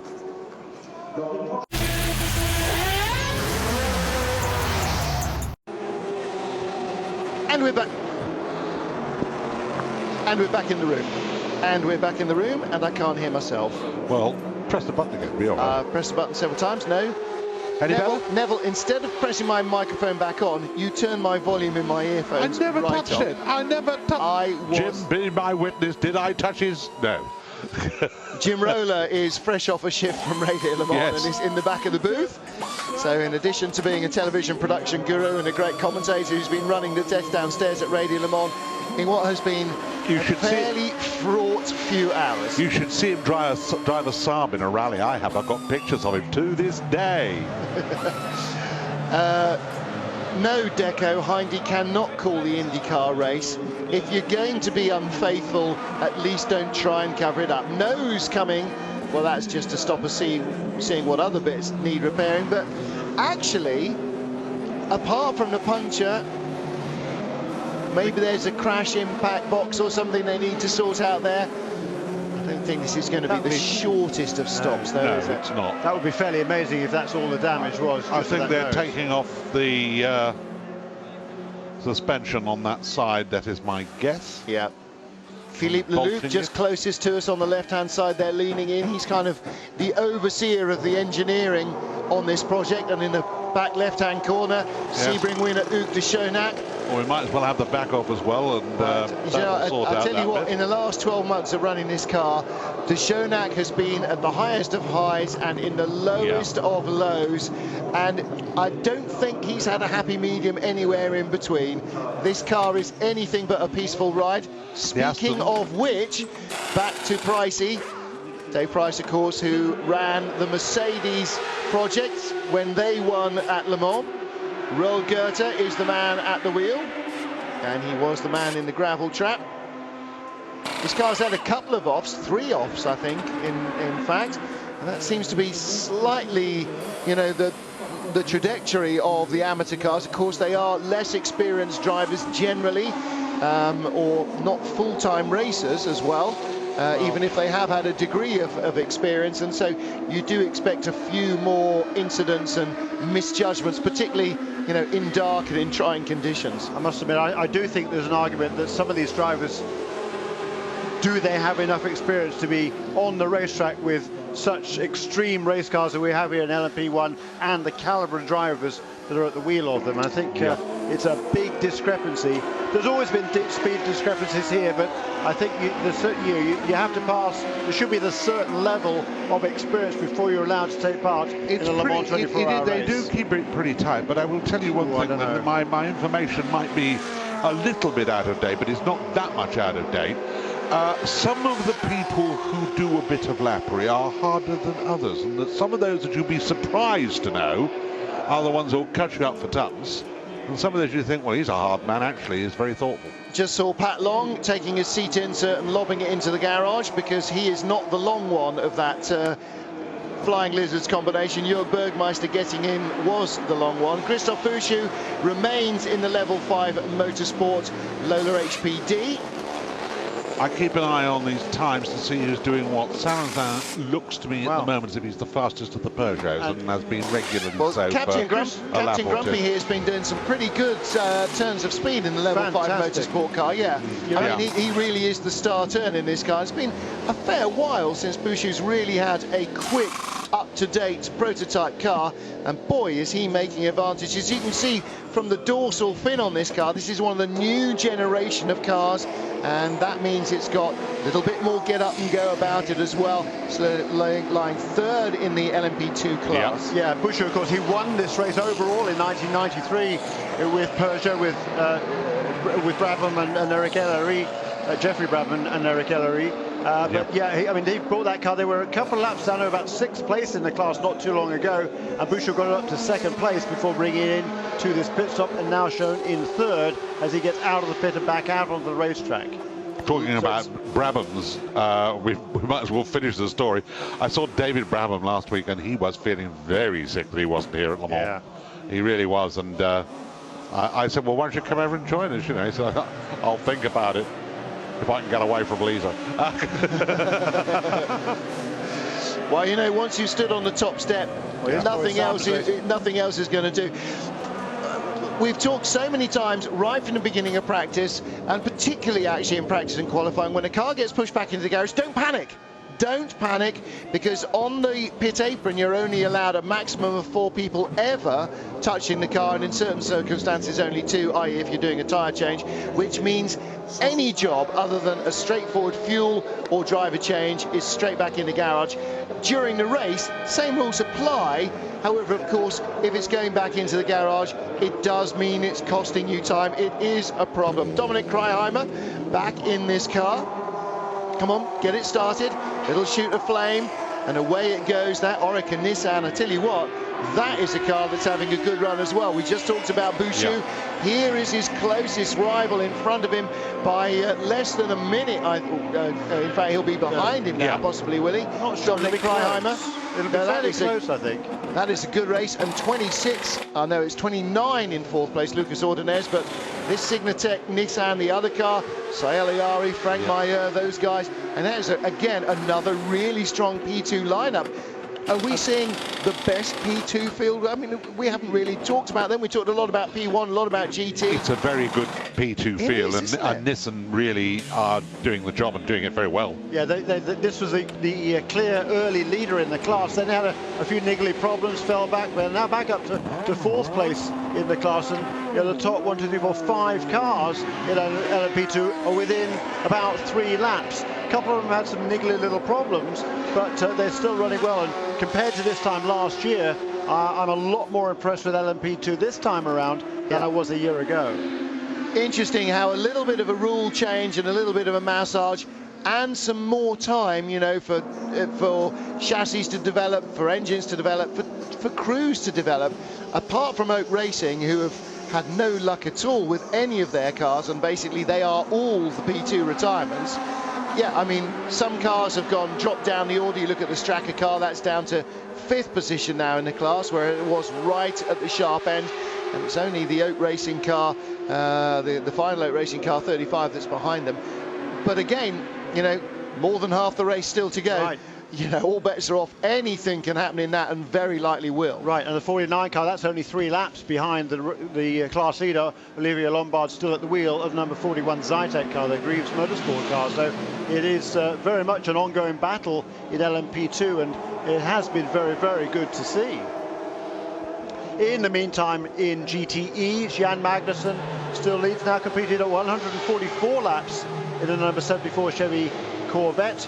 Tony Vielander in the number 51 AF Corsa Ferrari in 2nd place, just less, almost 2.5 minutes behind now, 2 minutes 26 seconds behind in 2nd place. Tommy Milner, the 2nd of the Corvettes, just less than a minute behind the Vielander, and then in 4th place in GTE, Fred Makowiecki in car number 59, the luxury racing Ferrari, and only a couple of seconds behind him is Marco Holzer in the best place of the Porsches, number 75 Pro Speed competition car. Very close, that battle, really very close. In fact, there's just about 3 seconds in it, lap after lap.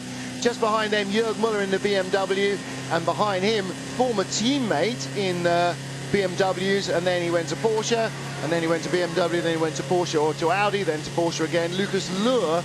And again, there's about a minute in that battle. So again, I mean, really, you know, on an 8.5-mile track, that's absolutely nothing with 12 hours, 20 minutes on still to go. And yeah, we've seen so many changes in the P2 order, so many changes in the GT order. I don't think we can even remotely call those over. In the AMS class, incidentally, slightly better news for the Rizzards, because the Flying Lizard number 81 car, Seth Neiman, Darren Law, Spencer Pompelli, don't forget how quickly all of the drivers are pedaling that car. It's had a brush with the barriers, but it's brushed that off. It is in now in the lead of that class, ahead of the 70 Porsche of Patrick Guimont. Yeah, and Darren Law's just taken the lead on that last lap. It's the yeah, exactly. He took the lead on the last lap. He's just now 2 seconds ahead of him. Not exactly, because nobody else is looking at what I'm pointing at, because it's telling 1.98 seconds.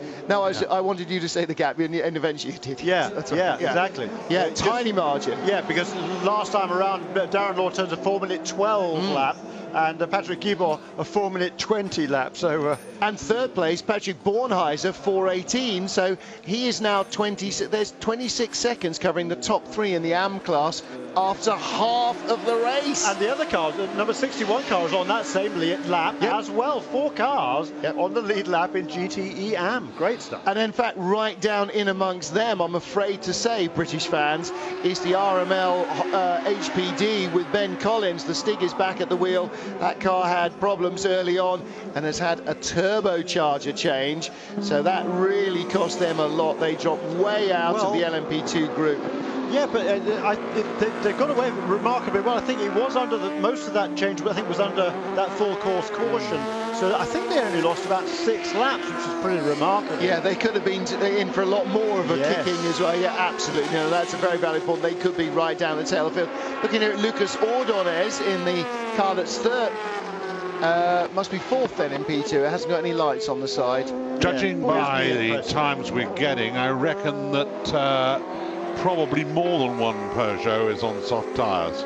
I'm just looking here and I see that Sarrazin's done a 3:29. So this is their effort, isn't it? It is. But not holding that speed, not able to get consistently below 330s. And I know we have had relatively few retirements. We've still got 45 cars running out of 56 starters with half the race gone. Only 11 cars have retired, but all the same, I'm surprised they're not getting closer to the Audi. You know, they just about touched that. Just behind them, though, Julien Jus in the Pescarolo. Boy, you know, the boy's been in 5 or 6 laps. He's really dialed in. 3 minutes 35.77. What did that car qualify in, Jeremy? That's the question I'm asking now. It's about 12 sheets of paper under the pile. I've lost my flipping grid sheet. I got it. 3:35. What was its pole time? Car 10. Car 16 we're talking about, are we? Sorry, car 16. Yeah, car 16. 3:33.0. So he's 2 seconds. So dead of night, he's with a full tank of fuel in, or only 5 laps into a big stint. Yeah, he's honking on nicely. He's in 5th position in that Pescarolo lead petrol car. Behind him now, after problems, 4 car number 10, Ugo Schonag's car, are Angelo Bellicchi and Jeroen Blekemolen. So the Lola chassis Rebellion Toyotas are 2nd and 3rd in that class, 6th and 7th overall, as the Peugeot is on pit road. And Pagano is in the 3:29s as well. So I think this is where we're seeing an effort. I think they're making their effort. Do you know what? The effort started at 3 o'clock and will continue until 3 o'clock. Andrew Marriott down there, just calling the show for speed from the pit lane. The rest of them back home in the Speed Network Centre. Stefan Sarrazin remains in the car, remains on his soft rubber, we believe. I think you're pretty right now. I'm pretty sure, as Bourdais told us his car was, I reckon probably the other Peugeots are on the softies as well. And up onto your timing screen again, if you're following the live timing, lemans.org, then you will see P in a blue background in the left-hand column for in the pit lane, and for first time this year, O with a little yellow background means out lap of the pit lane. And that's a great thing, actually, because they don't just vanish from the pits. You know, you're still reminded for a full lap that they're on an out lap. There's our race leader, though, with those sort of Joe 90 red lights up at the top. That is Benoit Chalier, Audi number 2.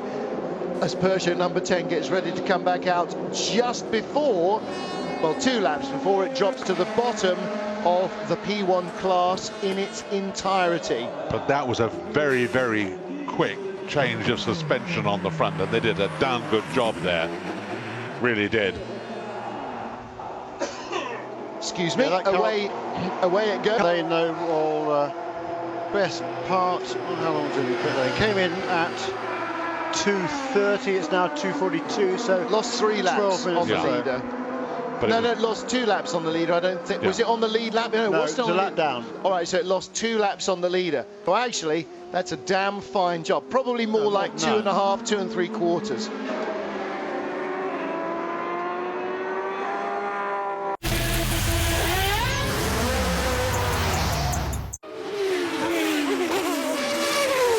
Michelin, a better way forward. 7th place at Le Mans at the moment for the Lola Coupe with its Toyota engine, the Rebellion car number 12. You just saw your own Blake Molan.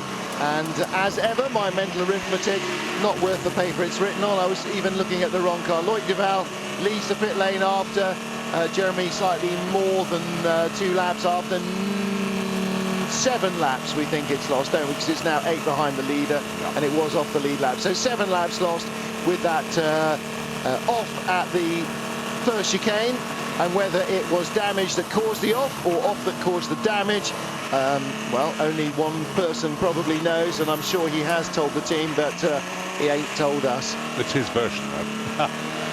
The sole surviving Audi in the lead. Bit slower on his last lap than I'm sure he'd like to be, so perhaps he found a bit of traffic somewhere that he didn't want to find it. Well, finding plenty of it, and if you're being held up by somebody through one of the quick, and the Dunlop curves, or would be a classic example going up to the Dunlop chicane. If somebody's in front of you, there is no way realistic really to get around them, so you're going to lose a second or two through traffic here. Again, headlights flashing, but again, for all that the other drivers are saying these are like searchlights on the front of the car, all right, the camera is struggling more in the darkness than the human eye would be, but all the same, it's not like it's daylight or anything. It is still pretty restricted visibility for these cars. If you think this is restricted visibility, you should try driving my motorhome. 220 miles an hour, I think. Yeah. Do you know what? I'd rather somebody else try getting your motorhome down through the Porsche curves at that sort of speed. There is the Peugeot across the line right below us. You can see awful lot of vacant seats there in the grandstands, awful lot of spare standing area around the track as well.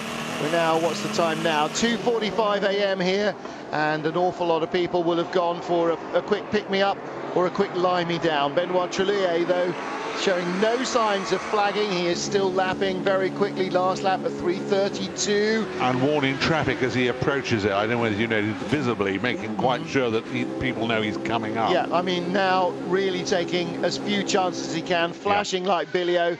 A Ferrari in the GT class in the garage. 74 is our GT leader. Long time since we've seen any sight of this car, because it's just going and going. And it's gone. 74 is back out. Julien Juste is in for service as well in the 16 car, Jeremy. This is our 5th place overall car. Yeah. Yep. So that is the Pescarolo Judd. And again, another variety of the Judd engine products out of their base in Rugby, just up the road. Shea, joined by, well, now we are going to see your Twixes, Fiona Miller, and raise you a cool box full of chocolate to which you may help yourself at any time you wish. But the doyenne of Le Mans media and PR women is with us, Fiona Phillips. We're going to have a quick word with her in a minute. She's brought us Twixes, so naturally we love her. If she had beer, we'd love her even more, but we'll talk to you in a moment or two about the Gulf Middle Eastern Aston Martin, because that is the sole Newport Pagnell product still. I know it's not Newport Pagnell. No, the Lola Aston, of course, yes it is. The Chronos racing car. Of course it is, yes. Yeah, and very nicely. Very nicely in 9th place overall. Yeah. Hooray for us, for them even. Yes, indeed. Nicest yes, sound absolutely. of any car on the track, in my view. Yeah, of course. Sounds glorious, even in restricted form. Yeah. Beautiful. Well, that really, yes, I was whittling on there, wasn't I? Julien just made a pit stop again in the fastest of the petrol engine cars, number 16 Pescarolo chassis. He's now 158 laps, so 5 laps behind the overall race leader, but still singing along very, very nicely for Henri Pescarolo. Well, again, with the Audi behind another prototype, that looked like one of the P2 cars. Was that Sayeliari in the Orica? I think it might have been Marco Werner getting ready for a run out. Now we'll see quite Marco Werner. Well, he's got a Marco Werner helmet on, so maybe that's just a technician who's got an old Marco Werner helmet. It's almost Doesn't look like quite no, Marco's physique, actually. Took me quite a long time to think, hang on a minute, that doesn't make any sense either. He was sitting next to us in the gym. I think that the Trixers have affected him. No, they haven't, because I haven't opened it yet, because I'm the only one not eating. Jan Lammers is back in the last car on the timing screens now. This car number 5, is behind the penultimate car in the race, which is the 58 Ferrari of Anthony Beltoise, which coincidentally is also on pit road as... Well, you know, if that was 20 years ago, it would almost be the sound of a Mazda going by. Something howls by below us. And this car again, I mean, a very experimental combination of the Flybrid Curse system that Williams use in Formula 1 and a sports car. And as with all experiments, looks like the mix needs sorting out once more. Last time he left the pit lane, he very nearly didn't. Jan Lammers struggled to get the car fired several times, and eventually it went out. And it stayed out for a fairly decent stint, but unfortunately... Going in the garage. Yeah, it's back in. So yeah. Orica Swiss are taking the hybrid back in. Now this is entry 56 this year, isn't it? And traditionally, over the last few years, Le Mans have had a grid of only 55 cars, and they introduced a new garage of 56. It is eye-opening, Gianmaria Bruni. They introduced a 56 car, didn't they, Jeremy Shaw, so that they could bring in different technologies. And we talked a little earlier to designer Ben Bowlby about the Delta Wing project, which they are hoping they will have together and be able to bring to Le Mans next year with Dan Gurney's All-American racers. Yeah, well, it'd be great to see Dan Gurney back here, and he has not been back here since he won the race in 1967 with AJ Foyt. And met his wife. Met his wife, indeed, Evie. Yeah. Yeah, it'd be great to see Dan back here, certainly. And somebody said that this year's the first time we've had 56 cars since 1955. Is that correct, Nev? It could well be, actually. Yeah. It used to be 60 at one time, and then they dropped it to 56. Then it was 55, and they've gone back again. I was just wondering, this Delta Wing, it's something that I'm not conversant with. Perhaps you'd like to talk to us about it. Well, it's kind of like a three-wheeler. Is that the front? The two wheels at the front are very, very close together. It's a very imagine a dragster, a rail, but with very wide faired-in wheels sticking out the back. It does look. I have said. Breedlove should be driving. Yeah, if you paint it green and stick Art Arfons in, take it to the Salt Flats. Absolutely. In comes the Greaves Motorsport car. Certainly, somebody on Twitter just saying that the Straka car has retired from the race. I don't believe that is the case. I don't believe it's in the garage, and I don't believe their garage door has come down. You watch that while I see if I can correct myself. Car number 42, the garage door is open. The car is not in it. Supposedly on an outlap, I think. It is on an outlap. Yeah. Danny Watts is out on the track. They have only completed 144 of the 164 laps of the leader. So they have lost about 7 or 8 laps fairly recently. As Karim Ojay comes in, well, we saw them coming in for that change of nose, and obviously that led on to other things. Now then, quick question on the Twitter very quickly from Matty Mc89. I'm giving that's not his given name. No, I don't think so. I'm fairly new to 24-hour racing. Are there regulations on the number of new tyres available for each car? The only regulation will be if you can afford to keep throwing them on it, you can keep throwing them on it. There is no limit to the number of tyres you can use on the car. Is that correct, Fiona Miller? Nod now. Oh look, I've caught her out. She doesn't know. She does. That may be the first time. Yeah, that may be the first time I've ever said anything looking at Fiona Miller for a positive or negative reply where she has not been able to. No, I don't think there is any limit to the number of tyres you can use. You can change them every lap if you want. Yeah, in individual series and races, but not here at all. I'm not laughing my head off about this stop. Let's just see what happens. Audi number 2, the race leader is on cue. 165 laps completed in the race, just coming up to halfway through the 2011 Le Mans 24 hours, and the remaining Audi, the sole remaining Audi for those of you who have been in the pub or on Mars, car number 2. There's again, a great look shot. at this, cleaning this windscreen. Crucial part of the pit stops for the coupes. Well, remember when Tom Christensen was in, he was looking with interest at the onboard camera shots from Peugeot and how much less rubber bounce marks and black marks there were on the Peugeot windscreen than he's familiar for seeing on his own Audi. He remarked on that actually, and would appear to be one of the little problems that will need to be addressed before next year. Right, we are being told that Straka are now saying that they have retired from the race on their, I'm assuming, on their web feed, but Danny Watts is not shown as being on an out lap. We'll see if we can sort that out in the next 10 seconds.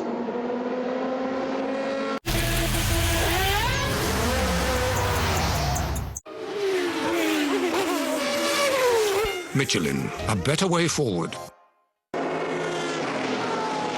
We will wait for confirmation from Straka of the position of Danny Watts in car number 42. He has been shown on an out lap, and yes, he may be stuck out. However, normally if there's a car stopped on the circuit, the race control do tell us via the timing screens, and they ain't. The Norma is in the garage. Norma? All right, that was my opportunity. You may each say that at some stage later on during the evening. Welcome to you if you are just joining our Le Mans coverage. If you've happened across it by accident because you're a bit of an insomniac, where have you been? You have missed an enormous amount of excitement, entertainment, and frankly, some extraordinary near misses. Both Audi's Alan McNish and Mike Rockenfeller suffering enormous accidents in the first half of this race, and both walking away with barely a scar to prove it. And for that, we are endlessly and blissfully thankful, because, my goodness, two nicer guys you couldn't wish to meet. Apparently, friends of Alan McNish knew he was okay when he came back into the paddock in a bit of a grumpy mood. They thought, right, that's Alan, he's back. On board here with the third place car, Alex Wirtz at the wheel of car number 7, trying to find his way past one of the BMWs. He has to use every inch of the road there, and there's a couple of cars in front of us here, and the second place car, his teammate Simon Pagenaud in car number 9. He's only about 4 seconds farther up the road, so Alex Wirtz trying to chase down Simon Pagenaud as he goes past one, or not. So getting ready for a pit stop then for the fourth place car, the third of the factory of Peugeots, Stefan Zarazan.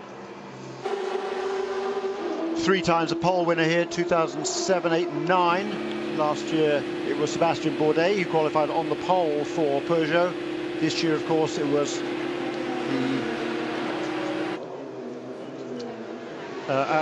Benoit Trullier who was fastest qualifier for Audi, breaking a 4-year string though. Peugeot had been the fastest qualifying.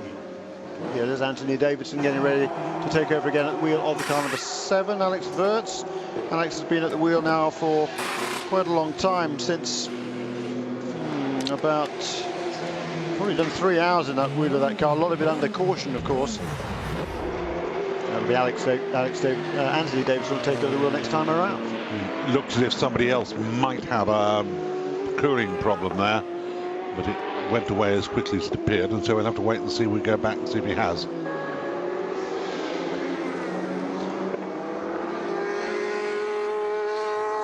There is number 33, that's up into 3rd place now in LMP2, level 5 motorsport. Christophe Bouchou still at the wheel and turning some pretty respectable. That's certainly, that car doesn't have the same speed as the two cars in front of it in LMP2, either Karim Oj's Zytek or the Orica Nissan of Dominic Kriheimer now at the wheel of car number 48. But Christophe Beauchou and Scott Tucker and Joe Barbosa have been very, very consistent and just running along, setting their own pace, doing what they need to do to get their cars to finish. They're not really worried about anybody else. They know they don't have a car to challenge for the lead in LMP2 in outright pace, at least not at this stage with this new 2.8 litre Honda twin turbo engine. But they do think the car can be reliable, which it actually hasn't been so far in the American Le Mans Series this year. But they are hoping to run their solid pace, and it's paying off very, very nicely for them, with what, almost just a couple of minutes to go now until finally the halfway point in this race. Neville Hay. Yes, I'm looking at like Duval's times. That car would seemingly have been repaired, put back together again, and is going as well as ever it has. Very true. Is, well worthwhile. Yeah, 3 minutes 33 last time around. You're right, that's amongst the biggest car laps that car has done. Very good job. We expect to see Wirtz in fairly soon, because we've got his code rather booted and suited. Next time around, I reckon, for the car number 7 and car number 9. They're separated now by 6 seconds, so Simon Pagenaud pulled away a little bit last time around. Yeah, it's marginal, isn't it, really? And there is the Porsche. Pascal Gibbon, I think I called him Patrick a little while ago. It's the Labre competition Porsche, car number 70, currently second place in the GTE amateur division. Around about a minute behind Patrick Bornhauser, who's taken over the lead of that car. So the Flying Lizard car, we saw Darren Law take the lead in that class, what, about 20 minutes or so ago. He has made a pit stop fairly recently, handed over the car to Spencer Pompelli, and now it is Pascal Gibbon also making a driver change in car number 70. So that puts Patrick Bornhauser in the Chevrolet, also a Labre competition team. So they're running a Chevrolet and a Porsche, and currently first and second in the class. That's a pretty impressive feat.